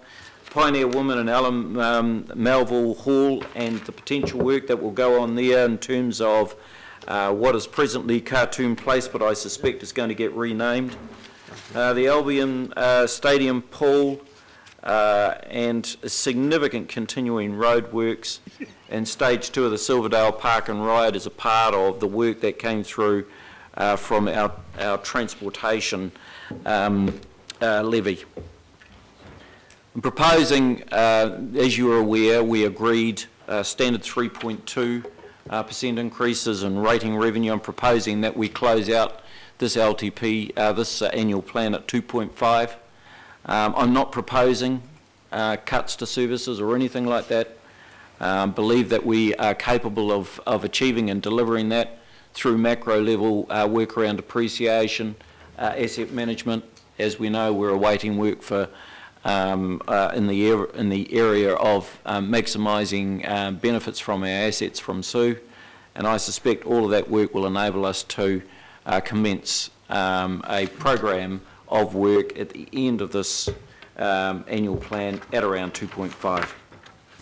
Now, what we will do through this annual plan round is, as we've agreed through previous discussions, and I've incorporated this into the mayoral proposal, is in particular deal with a proposal coming through for the interim transport levy. In the second year of this, Councillor Ross is proposing that we take out as a further option a levy that would be that would shift more of the burden to business, and I have incorporated that in the proposal here, and I think that's a good way for us to continue to discuss with the community the issue of the interim transport levy. Secondly, the UAGC, we had a good discussion, and I want certainly for us to continue in this annual plan process to get the community's feel for it, so levels of consultation between 350 and 650. It's a good way for us to start to go forward. We have got Māori freehold land rates remission work that we need to do, take that out to the community, as well as rates for large farms. That will be canvassed through the rural community, and targeted rate for septic tank replacement. And this will be subject to a separate report on the 17th of December 2016. Now, we also have a body of work that has come to us from Councillor Penny Hulse and those in the Western Wards that relates in particular to some further work that we want to take out to our community. So just want to bring that to your attention also. So councillors, there are some work to do in terms of consultation, but otherwise, as we have agreed and put in place in terms of policy positioning, it's my opportunity as the Mayor to bring this to you for a report and then for a substantive discussion starting at the governing body next week, and an opportunity for us to direct into for final discussion and agreement in June next year a position that supports by and large that concluded in the LTP and gives our community very clear directions as to how we're going forward, and a degree of certainty and directness that we haven't been able to experience thus far in the 5 budgets because of the need for us to reset in the last LTP and bring all of the budgets together from the councils previously in the first term. So, councillors, that's the mayoral proposal. No surprises, by and large, as we have discussed, and an opportunity now to kick the process off and take this through for substantive discussion at the governing body and then on to our communities. Thank you. Would you like to move it? I'll move it, Madam Chair. Helps. Moved, seconded by me. Right, questions, comments? Okay, right. We move Councillor Cashmore. Madam Chair, I read some detail about, I think it was Sandra Coney's proposed about the septic tank as a sort of part of a retrofit home. Are we going to get a presentation on the more detail around that? Yep. How that actually works now? Yep. Cool. Thank you. Yes, that's coming to the governing body. Oh, okay. Yep.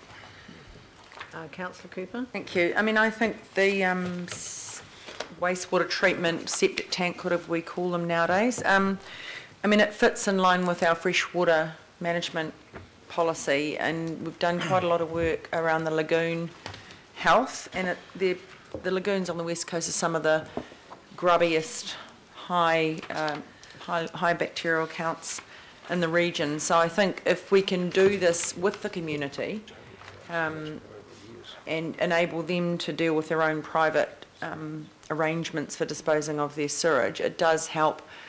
It does help in a public health sense. It does support the community. So I think that I know it's often not a favoured thing to do, but it's within the funding envelope, and I think that's what's good about it. It's, you know, skins more than one cat, and I think it's a really good way to deal with those contamination issues, which is a very, especially in Pihas, one of the most visited spots in the region. So I think it's really important, and it behoves us to keep the public's health safe. Thank you. Thank you. Yes, I can see some benefits for areas of Rodney too, but we'll discuss that next week. Any other questions, Councillor? Oh, I just want to make some comments if you want to do questions first. Yeah. No comments? Oh, okay. I'm the only one. I'll get the first and last say. Thank you, George. No, Thank you, George. Just Yeah, follow up. he doesn't like that, eh? Dad's going to follow up. Thank you, Madam Chair. Look, I appreciate that this and the Mayor's efforts here around this being a no surprises document, and it largely is, but nonetheless I want to just take the opportunity to shine some light on a few things for people to consider over the coming week and months. The UAGC, it's great that where we landed for that bracket between 350 and 650. Some of us pushed a few months ago for that to be an annual consideration. That was adopted by the Mayor, and so that is good that is now going to be incorporated. But it was lost largely, the UAGC debate, in the LTP, the 10-year budget, because so much focus was put on transport and transport funding. Yep. And I do really implore the staff to come up with a way that we can meaningfully communicate the UAGC issue, so we can get some meaningful and considered feedback back from the community.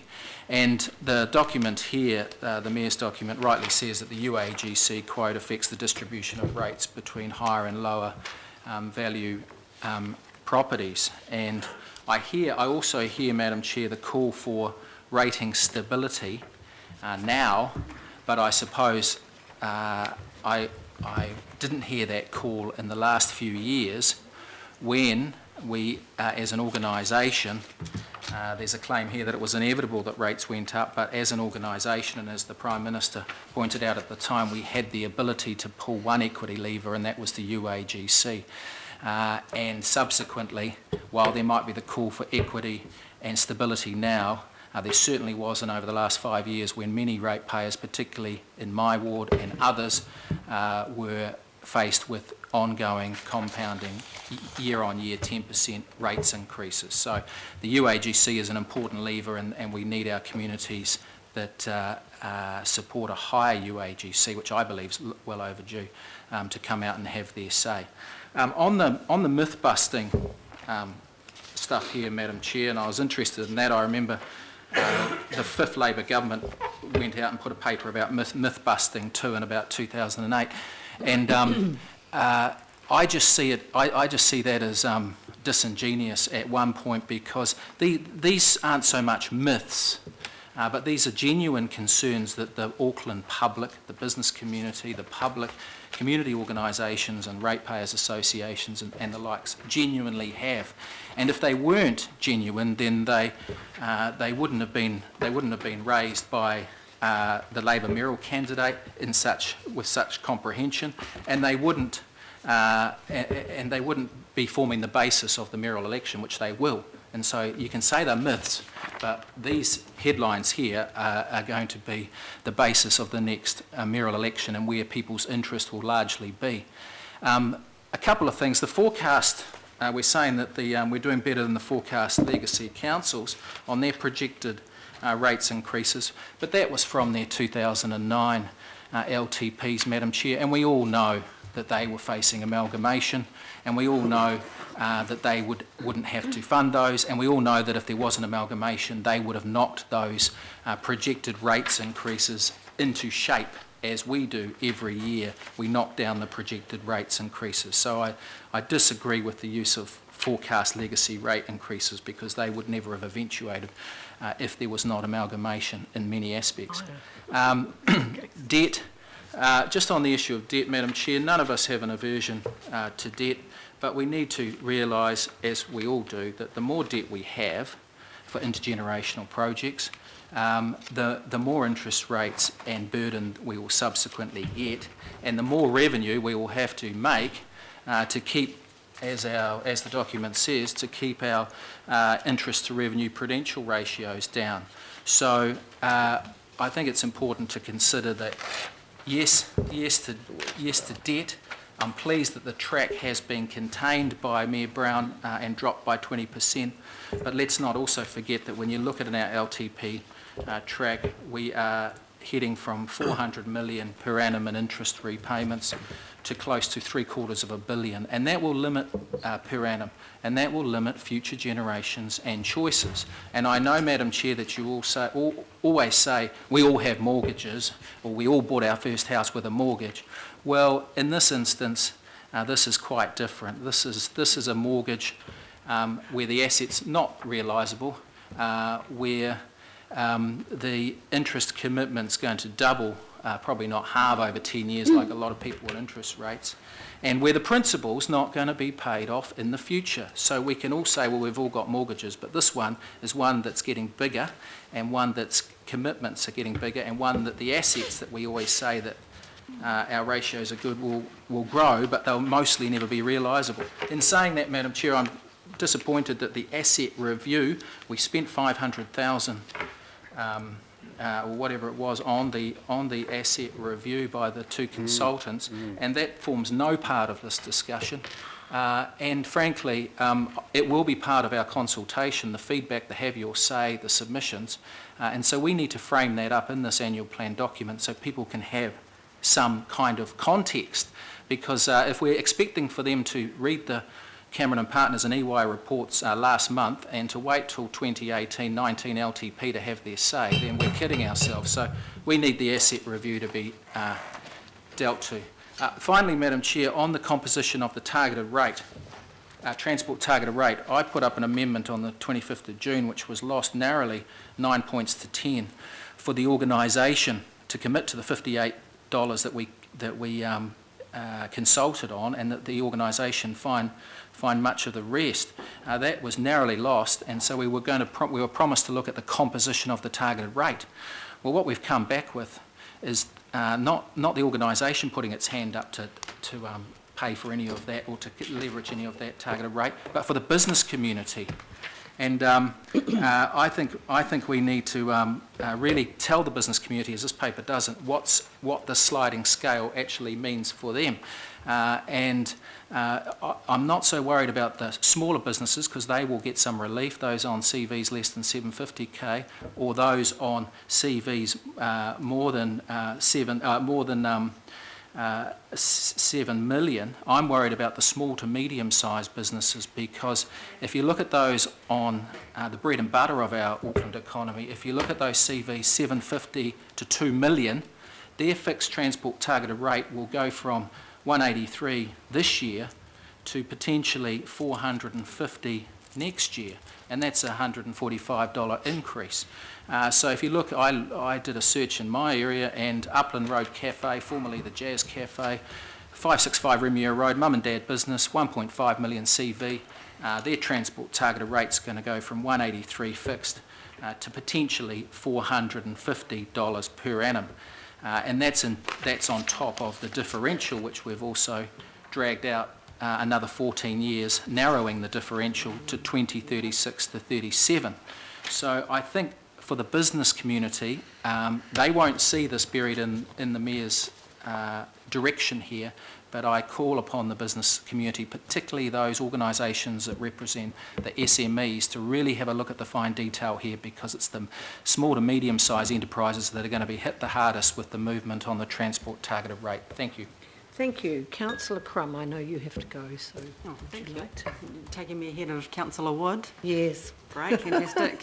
I too want to just pick up on the need for referencing myth-busting in the proposal. I think the real question that we should be asking ourselves is why does the Mayor feel that it needs to be in there, and more importantly, why do the public feel the way that they do? And I think that the major issue for us is about trust and tracking with us as a council, and things like putting through the targeted transport levy at the 11th hour just earlier this year do not help us. Going from a 2.5 or a 3.2 rates hike to immediately a 10, and in my area averaging around 15.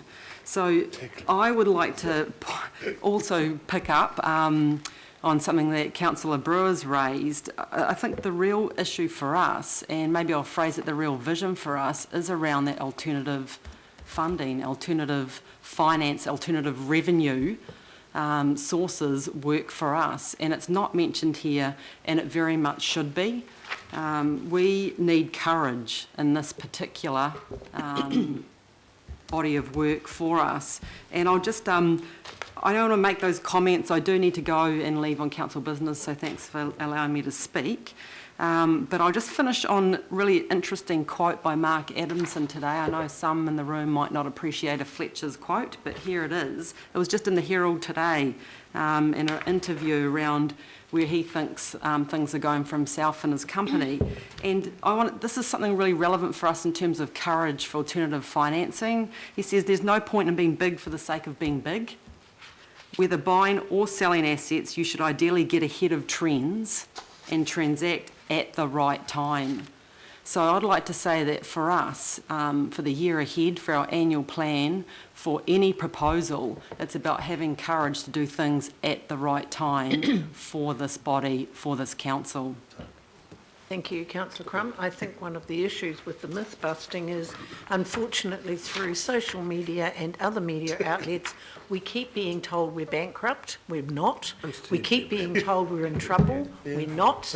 And I did actually ask the Treasurer if he could maybe have a couple of slides, if necessary, maybe for next week, because it's very difficult for the Chief Financial Officer to go out to the markets trying to talk about Auckland and trying to get us good rates when we seem to shoot ourselves in the foot as much as possible. So I think that's one of the issues we've got. And as you know, and I will reiterate, we are going to have a workshop in February to discuss the asset sales. And there's always a right time to sell, but what you don't do is go out to the market and say, guess what, we're going to sell all this stuff. Give us a fire sale, because it ain't going to be like that. I think what's being raised here, Madam Chair, is reference to that alternative financing stream within the annual plan documentation. And I think, yes, I think you'll find... I'm not going to say anything, but I'm ready to. You will find that maybe we can put something in next week. Anyway. Okay, Councillor Wood. Thank you, Madam Chair. Just first question, I've got a question for the Chief Financial Officer. When we have after we've had our workshop in February over the EY and Cameron Partners reports, will we then be able to discuss whether those matters that are raised in the reports can be integrated into this annual plan?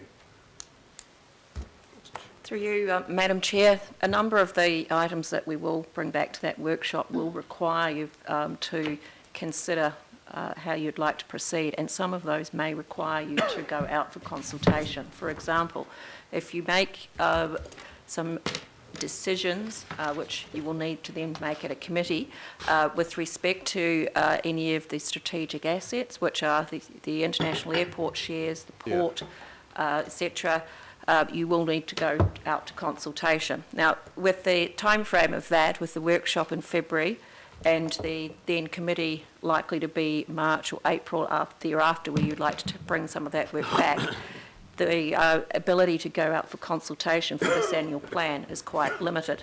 The other requirement for that is any consultation that we may or may not need to undertake is required to be audited by the OAG. Again, a very tight time frame. With respect to the any decisions that you make with respect to the port, I just would like, through the chair again, to remind you that in reality you do need the future port study to come in first, and that is July. So that will mean that it is anything there is the following year. Okay, thank you.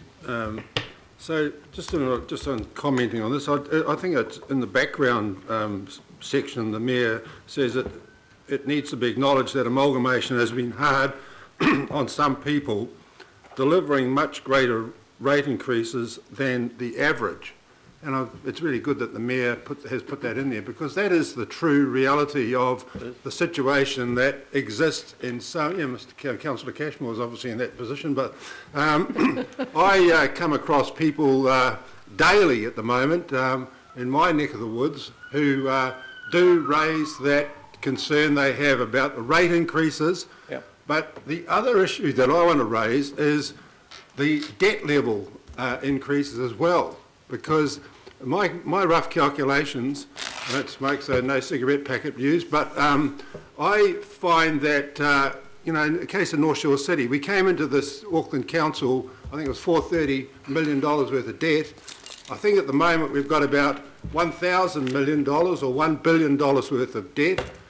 If you look at the population of North Shore to the population of Auckland, 16% used to be the rough figure that was the population of North Shore. So the debt level has gone up huge in the last 5 years, and people kind of say to me, George, it's and they're really concerned about it.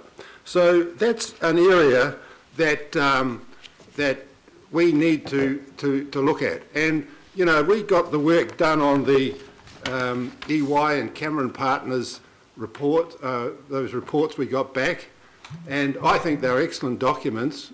And despite the fact there may be some strategic assets that we can't look at, there may be some non-strategic assets that we can look at, which could accumulate, a reasonable amount of funding, because I think at the moment our balance sheet is a lazy balance sheet, and it needs to be looked at very carefully, and the Chief Financial Officer's nodding there, so yeah, we know I think that, the Cameron Partners and EY reports clearly indicated that, a lazy balance sheet excuse me, needs to be looked at and worked on with some vigour, because we've got to do that for the people of Auckland. And I do believe that, when the Mayor talks about the Standard & Poor's AA rating, well, that's correct. But if you look in about 3 years' time, we are very high up in the level of debt that we have as a council.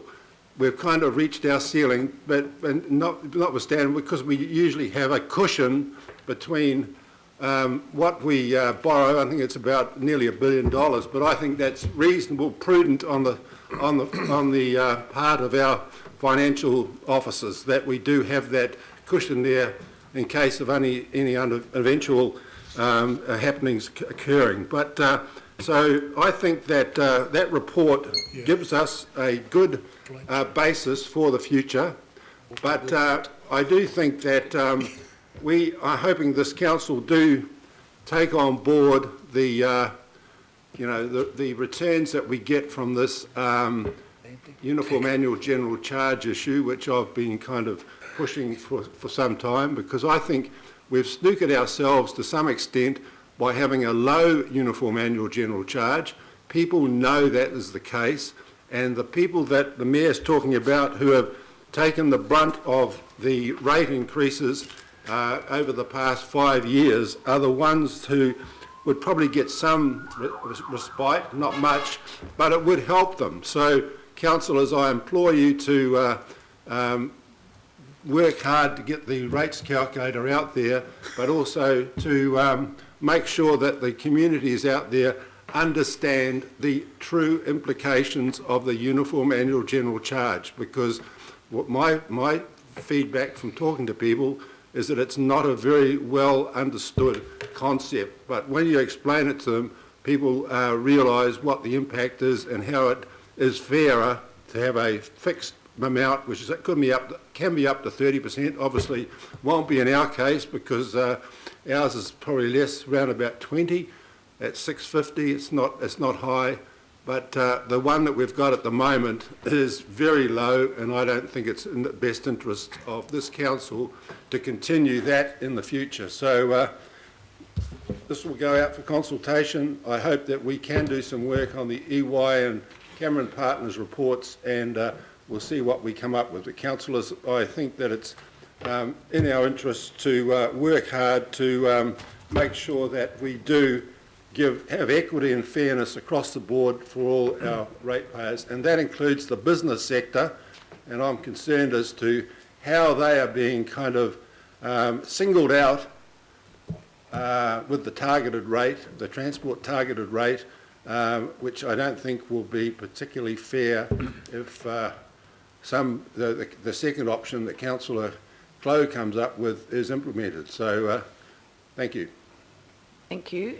Can I just also remind councillors that at the February finance meeting, at the open meeting, the Chief Financial Officer will be reporting back into what backroom savings that were mentioned in the EY and put into Councillor Brewer's recommendations, what's actually happening in that space. So that will be coming back to the March, I'm being told March, not February.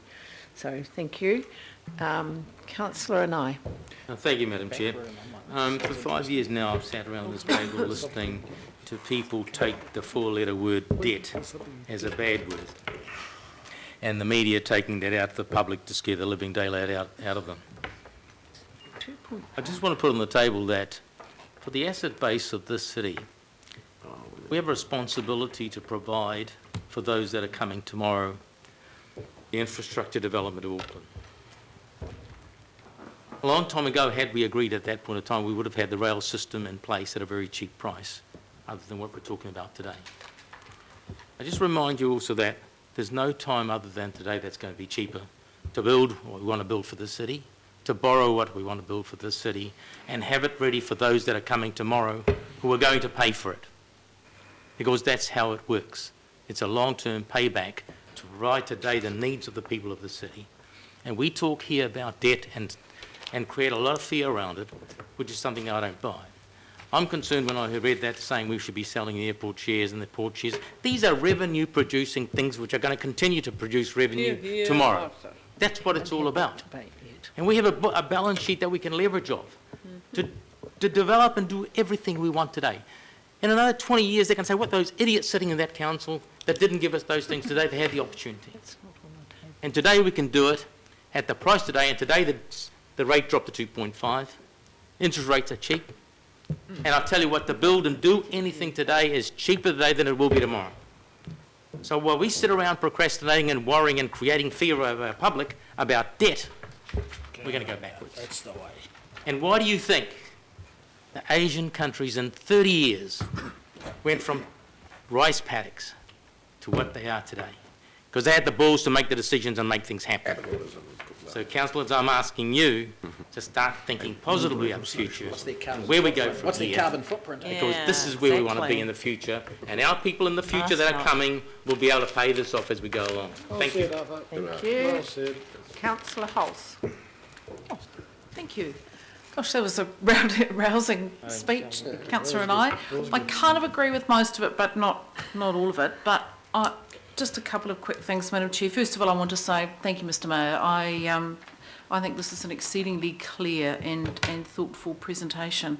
I also think it was absolutely right to put in the so-called sort of myth-busting issues around debt, because just listening to the discussion for the last 25 minutes kind of shows me exactly why that needs to be in there, because, you know, there is a lot of different interpretations of debt, and it's good to have it in one page. Maybe the word myth-busting might have been just a little bit bold, but I think we do need to explain debt to our community, because we certainly don't seem to be able to do it to each other.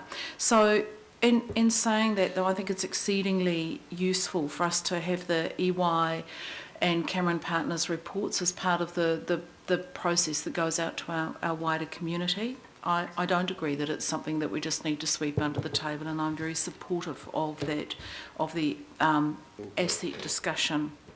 I think, though, however, just in that debt discussion, we really need to get over this whole issue of debt expansion and debt being bad. The table on page 4, the key prudential ratio, the interest to revenue ratio, that's what as governors we should understand. And in its most base form, debt buys stuff. Debt bought Colin Maiden Park. We didn't actually pay cash for Colin Maiden Park. That's $70 million in the Ōrākei ward that debt bought. You know, I think we're kind of losing the plot that debt somehow does something unuseful. Debt also bought the Norwest bus or the Northern Busway. Debt buys stuff. We don't just fritter it away. So somewhere in there, I think we can expand the list of what debt buys. And just finally, you know, let's not forget that the so-called high rate increases were part of the amalgamation and the unification of one rate across the city. Some ratepayers were paying very high rates in some areas, like out west. They were paying much higher rates than the people in Central City. Their rates have stayed the same, the Central City went up. You know, that's just what rates amalgamation does, because the West actually had to build a city centre post-1989 amalgamation, so they borrowed heavily and built stuff, and we're seeing the benefits of that now. So I guess, you know, Mr Mayor, good work, well done. Let's hope that we have a rational and useful discussion with our community based on facts. That would be a very good thing. Right, Councillor Darby. Oh, okay. I want to thank the Mayor for putting this on the table, and the differences that it generally reflects what the governing body's been thinking with the Mayor, so that's to be acknowledged. In the beginning of this document, the Mayor emphasises the need for a level of stability, and I think that's quite correct in that in the annual plan year you are generally, as of past councils, you want to really settle things down. You don't make really big abrupt changes in those years. But if you've got something to address, you need to address it in that interim year or interim 2 years. But I know that we've booked some $264 million in efficiency savings year on year in that last LTP. That's one heck of a saving in efficiency, and I compliment the Chief Executive and the Chief Financial Officer for achieving that. And it's no mean feat. This organisation has been turned upside down, members, probably 3 or 4 times in 5 years. And I just want to speak about stability that the Mayor refers to. You don't get a productive council unless you actually get some stability. You have to settle this whole organisation down. So we've been attacking the cost base, and we've been doing it extremely well, but I don't think we've been attacking or sponsoring the productivity of our organisation enough. We've been weighting it all on cost and attacking cost centres. Now we need to step into ensuring, I think we've got some 300 business units within our organisation. We need to make every one of those more productive and start sponsoring that, instill that culture within our organisation. I've heard, you know, councillors say leading up to this draft budget that, you know, we should shave another 2% off and just go and find it from the organisation. I don't think we understand the ramifications of that when our staff hear that their already stressed business unit is going to be just arbitrarily, unspecifically asked by those in governance to just shave off another lot. That's not very smart of those sitting around a governance table. We should be coming here with specific ideas. If we've got a hint of waste in an area or more efficiency could be gained, then we target that area. I think the days of these general requests, shave another 2%, are very, very dangerous now for this organisation, extremely dangerous. I'm not suggesting we don't keep looking into our cost centres. We need to be rebuilding confidence with our staff and getting a lot more productivity out of our staff. They are very willing, members, to be more productive, but they want to have some confidence that they are going to be employed. A lot of them are quite worried, have been quite worried over these last 5 years, and we all know instances where employment contracts have been rewritten probably 3 times for many, many hundreds of our staff. So we're going to rebuild that confidence. I do support the UAGC recommendations here. The retrofit our homes, Deputy Mayor, you are so quite right. The Safe Swim numbers tell us that the 12 worst tests on bathing quality are out west, and they are almost entirely related to wastewater overflows from private systems. This is a really good way of going about it. Thank you for that. The interim transport levy, Councillor Clough, thank you for your work in that, and you've done a lot of smart work in that area. I want to acknowledge that. The one area I don't think is worthy of going forward, and I've expressed it before, members, and that is the review of rates for large farms. I think this actually contradicts the suggestion that we should have some stability. I know this is going to be served back to us with a no by the community. But I won't be supporting that again next week, and I'm saying here now, this is an unnecessary tinkering. If we were wanting to incentivise, I don't know, development around the core, we might want to relieve residential ratepayers living in compact environments around town centres, this city centre and other centres, and put them on a 0.6. That's not being suggested. I think this is just, it's pandering to a particular sector, and I don't think it's worthy of putting out to the public. So I think going forward that stability is going to be important. I think we need to instill a culture of innovating or incubating innovation within this organisation like never before. And we've got some extremely smart people. They're bursting with ideas. We need to allow them to come forward with those ideas to make us more productive.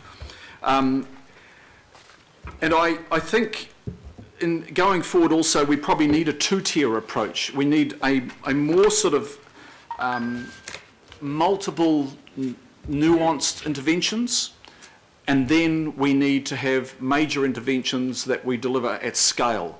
So it's all those little things that our staff can tell us, and then there's the big ones. And that might be the rationalisation of our commercial property assets, like the tower that's now worth 156 million that we bought for 102 or 3. And I know there's been some CapEx expenditure along the way, and a lot of other office space that we're renting all over Auckland. I think that's the low-hanging fruit that we'll look at in the new year. Personally, I think tinkering with the UAGC, though, we've got to get away from this. I hear it come up year after year.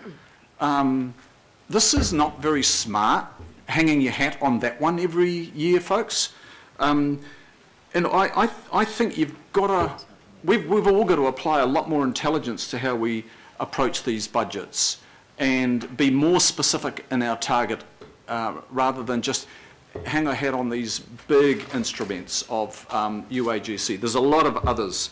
The EY Cameron reports, well, I've said it before, but I was quite disappointed with those reports. For me, one of them addressed alternative financing over 10 pages of 130, one almost not. Both, I think, focused on traditional funding. I think there's still something we'll get out of them, and a lot more that will contribute around this table come February, March.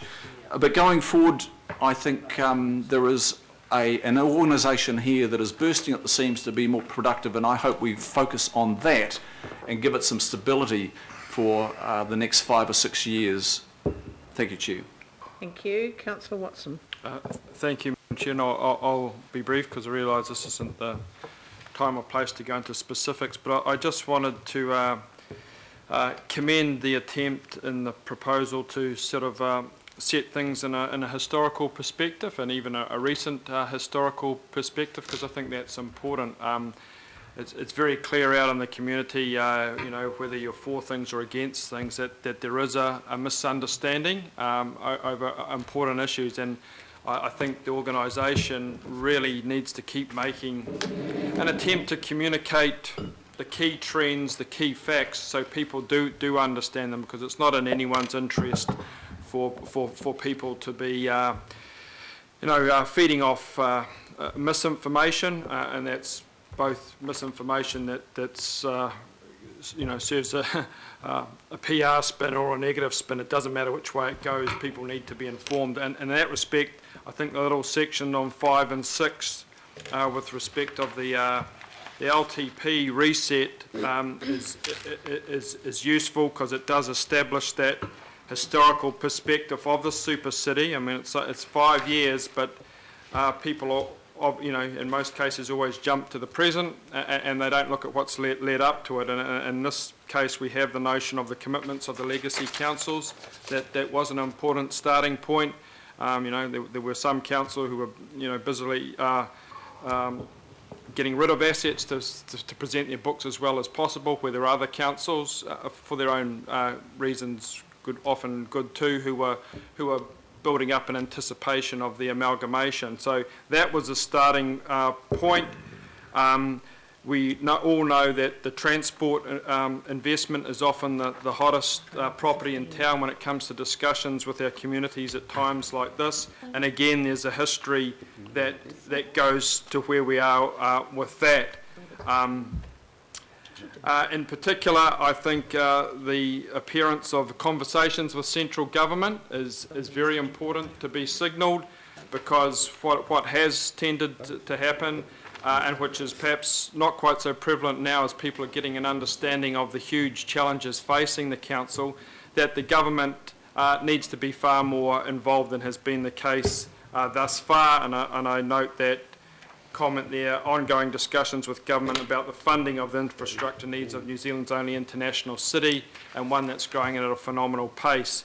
So I'm sure that there are a lot of people out in the community who would like to see that aspect proceed far beyond conversations and discussions into things that are far more meaningful. And I think it's important that the council signal very clearly that yes, we of course have the major part to play here, but there is another organisation down in Wellington that has a really significant part to play too, if any number of these issues to do with rates, transport funding, community facilities, etc., to cope with the huge numbers of people pouring into Auckland satisfactorily addressed. Okay. The only final point I would make, and that is the necessity in these consultations, in these sorts of proposals, is to be open and transparent with people, because you have to, and more so now than ever, to bring people along with you, because that hasn't happened. It didn't happen with the targeted transport rate. It hasn't happened with some other really key issues. And I would suggest that the whole business of the council costs, Councillor Darby has signalled the danger of perhaps trimming too much more, or suggesting that costs cutting can still occur. I would suggest that the final stage, in line with the EY and the Cameron report, that the council could do to regain that following, or that trust, integrity with the community, is to sort of open up its books a bit more to a similar examination of the costs, so everyone is seeing what the real alternatives are here. And that goes to the historical development, to where we are now, and to the challenges and the realistic possibilities that confront people now. So I would urge, and it may not be at this annual plan, but in the very near future, that the council make very clear to the Auckland public what its various cost structures are, and what the ability to actually make economies are.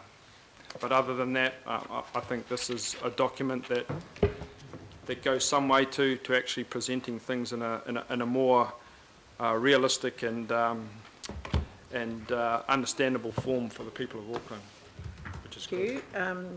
Councillor Cooper, actually Councillor Cooper and Councillor Wood, be very careful, every word you say goes over. That's fine. What I had to say. No, I realise that, but I just... You weren't recording, not that last I was hearing, we build stuff with debt. No, we don't. Yes, we do.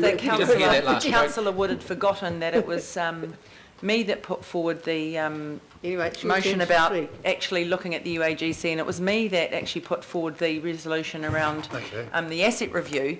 I might not yell about these things. It's your turn to speak. Yeah, It's your turn and to that speak if I now. hadn't put that Councillor motion Cooper, forward, it's you your wouldn't turn to even be speak. having the discussion.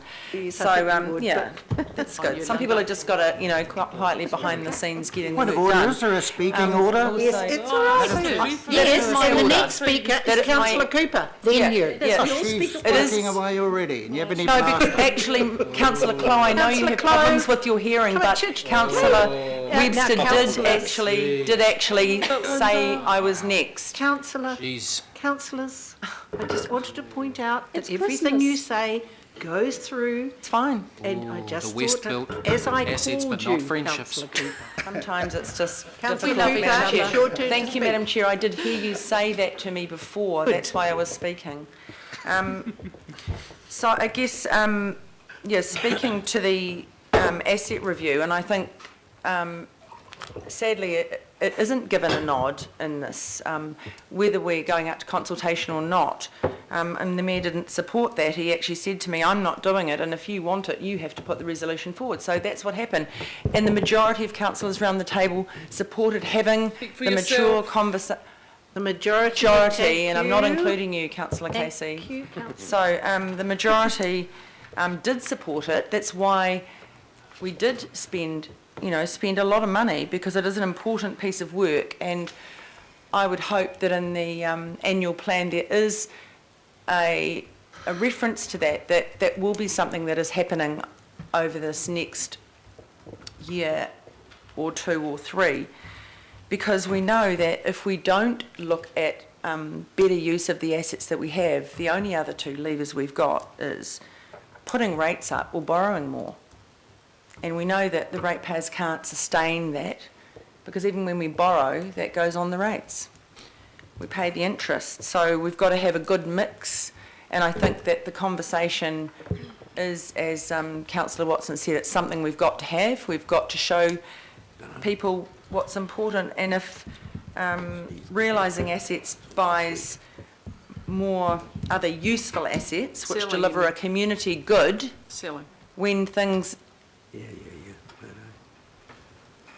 Selling things that don't have a community good and replacing with things that do have a community good is often a more sensible use of that investment. So I think that, we have to seriously look at that, and if that could be added in some paragraph in that annual plan, just so that we're communicating with our community and they understand the reasons why.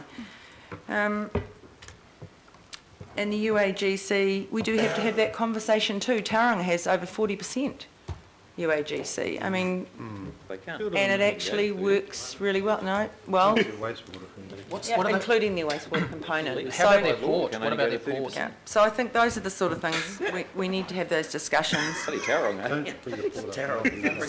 They have more sun. illegal. This is a workshop now. This is a workshop. This is fun. Are we Are finished? you talking about their port? No, well, Linda, you better give Stuart a ring and tell him, hey mate, you're And that's right over the okay. odds. You could be deputy mayor. Still, we do have a CEO that's had experience in delivering that, and very successfully.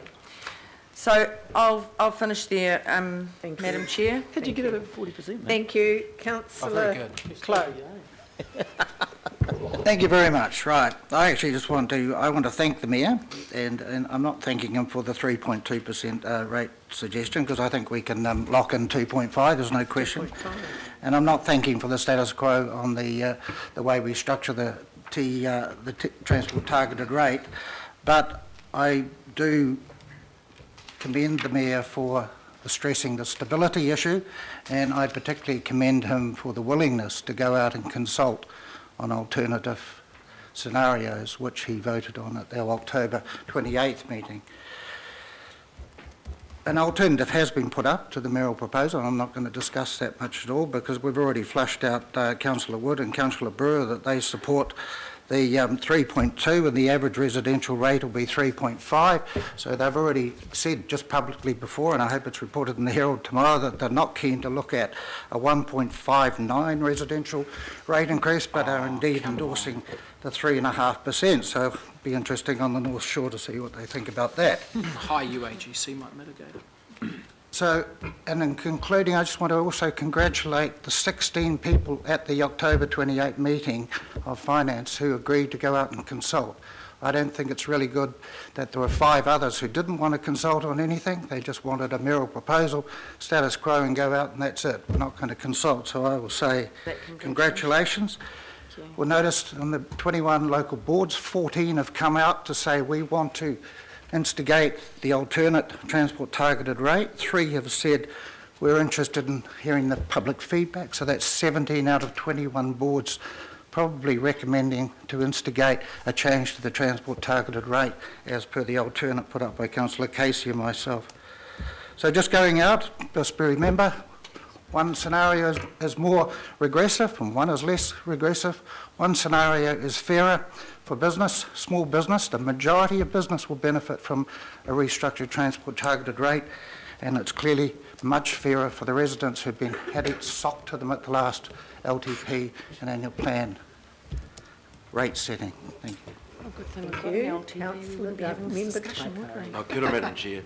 Just to acknowledge His Worship and the proposal that he's put.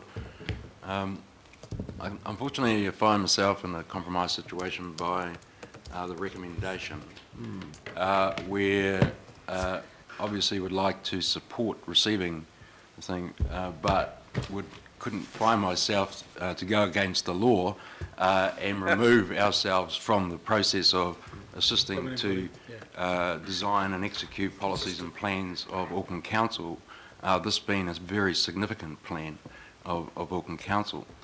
My preference would be that it was A, to receive, B, to refer. We can do that. Otherwise, I'm left with the inevitable situation of having to oppose the recommendation. Put a full stop. I do want to know, though, when A and B, if they are both successful, how does Council intend to meet its obligations in the law to the Independent Māori Statutory Board in assisting to design and execute this plan?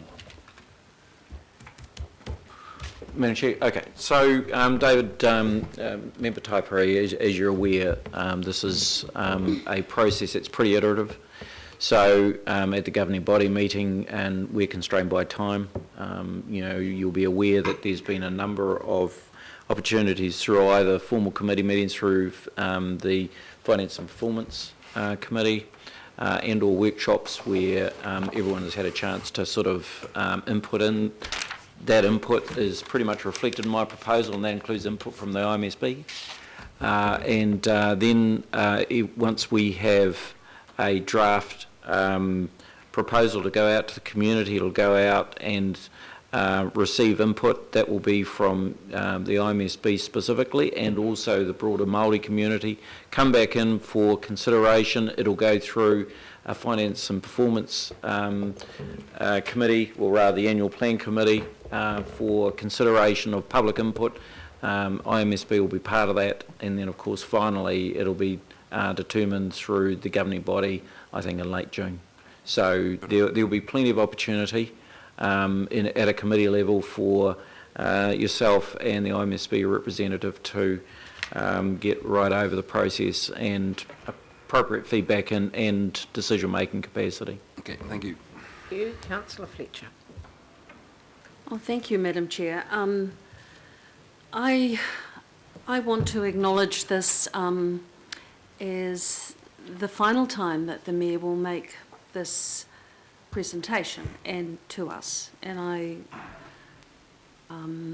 want to acknowledge what has come before, and I want to be gracious, if I can, today in terms of recognising the concessions that you have actually made. I mean, I could say too little too late. I certainly heard the concession that you made that at the beginning of this amalgamated council, perhaps we should have more closely interrogated some of those legacy long-term plans, because I think had we taken a process then of much clearer prioritisation, we may not have been saddled with the frustration that we've experienced from the community.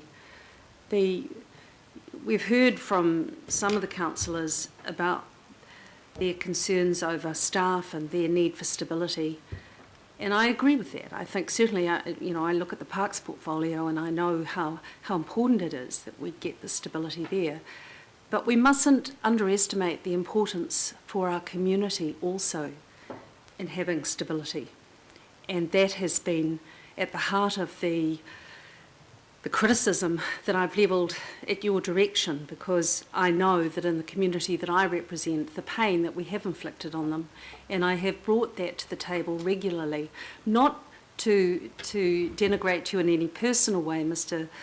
Mayor, and I say that through the chair, but simply because this is the appropriate place to bring the needs of our community together. So in recognising the budget that you've put before us today, I also want to recognise the work that you've done in the area of transport.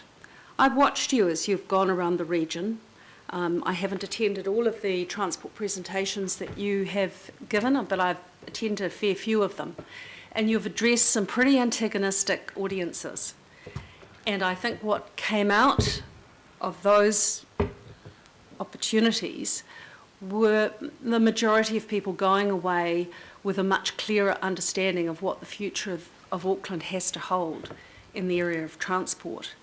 And in so many ways, you've served us very well as our mayor, especially on the side of transport.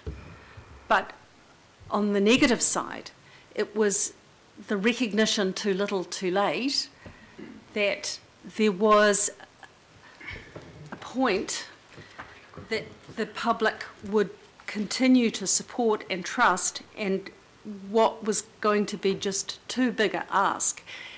And that point for me, and I'm sorry that Councillor Crum is not here at the moment, was the refusal to countenance a rates cap. I think the amendment that Councillor Crum and I put up would have gone a long, long way to have actually helping our public to have understand a commitment towards equitable equity in terms of rates. And on a more humorous note, I very rarely get given anything in my councillor role, but I didn't put it on any gift register, but I went along to the opening of the Mount Albert Aquatic Centre, and I was given this magnificent white cap.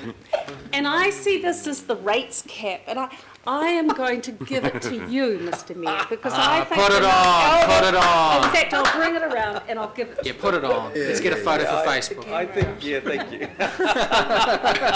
Had enough of that bloody thing, Facebook. But that's the message that I want to leave, is I want the investment, but I also want to deliver it in a more equitable way, and I think a rates cap would have been the way that we should have gone. And it'll help with inundation as well.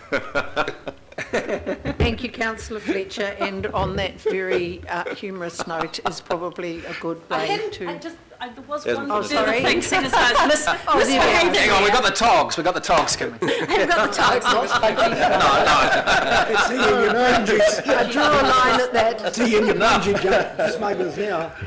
But Madam Chair, I really feel that the council is beginning to turn the corner. It is a little bit too little too late, but I do want to recognise Stephen Town, the ELT, and the team that, in general, that he has been able to introduce to the Auckland Council, and just the level of maturity that we're beginning to see on lots of issues within the debate. I'd like to recognise Matthew here today, how much I've enjoyed working with him as we've come through this process, and Andrew and Sue Tyndall. Thank you for enabling questions that we have consistently asked to be answered, and that we can actually go on this journey of trying to find that equity together. And I really do think that we are seeing the influence coming through from our CEO, and we have turned the corner. but we must never forget the burden that we place on our communities when we don't actually consider how they're going to pay those rates and what is fair. So I want to, again, just finish on a note, a serious note, of thanking the Mayor for what he has been willing to undertake in terms of transport. But, you know, it's how we get the balance right, and the devil's in the detail. And I would just ask that all councillors remain mindful. We have perhaps concepts of what areas are like, and there is always the assumption of if you live in an area that's wealthier or supposedly more middle class, that they have that capacity and the resilience to just keep paying. And I see the pain, and I know that in some situations it's just not deliverable. So I just ask that we try and keep that sense of fairness and proportionality in mind, and so hence the cap. Thank you, Councillor Fletcher. I'm going to put the recommendation. All those in favour? By division. Aye. Oh, by division. And okay. And separately, Madam Chair. And well, we've changed it to A and B. Yeah, Oh, okay. Right. separately. All right. So A by division. Your Worship. Aye. Councillor Nye. Aye. Councillor Brewer. Against. Councillor Casey. Yes, but record my vote against rates for large farms being consulted on. Oh, no to democracy. No, it's either Oh, come proposal on, or you not. can't say that. You can consult on the travel levy. It's receiving the annual plan. Yeah. That's what you do. Councillor Cashmore. Yes. Councillor Clow. Yes. Councillor Cooper. Yes. Councillor Darby. Four. Councillor Filipaina. Aye. Councillor Fletcher. No. Deputy Mayor Hulse. Aye. Councillor Penrose. Yes. Councillor Quacks. No. Councillor Stewart. No. Member Taipari. Aye. Councillor Sir John Walker. Yes. Councillor Watson. Yes. Councillor Wood. No. Councillor Webster. Yes. And B, do we want that by division as well? No. So This- I'll this- put this annual B, plan's going to be a refer cliffhanger. it to the annual plan, to the 17th of December governing body meeting. All those in favour? Aye. Against? Oh, Carried. have my name Thank recorded, you. please. Thank you, councillors.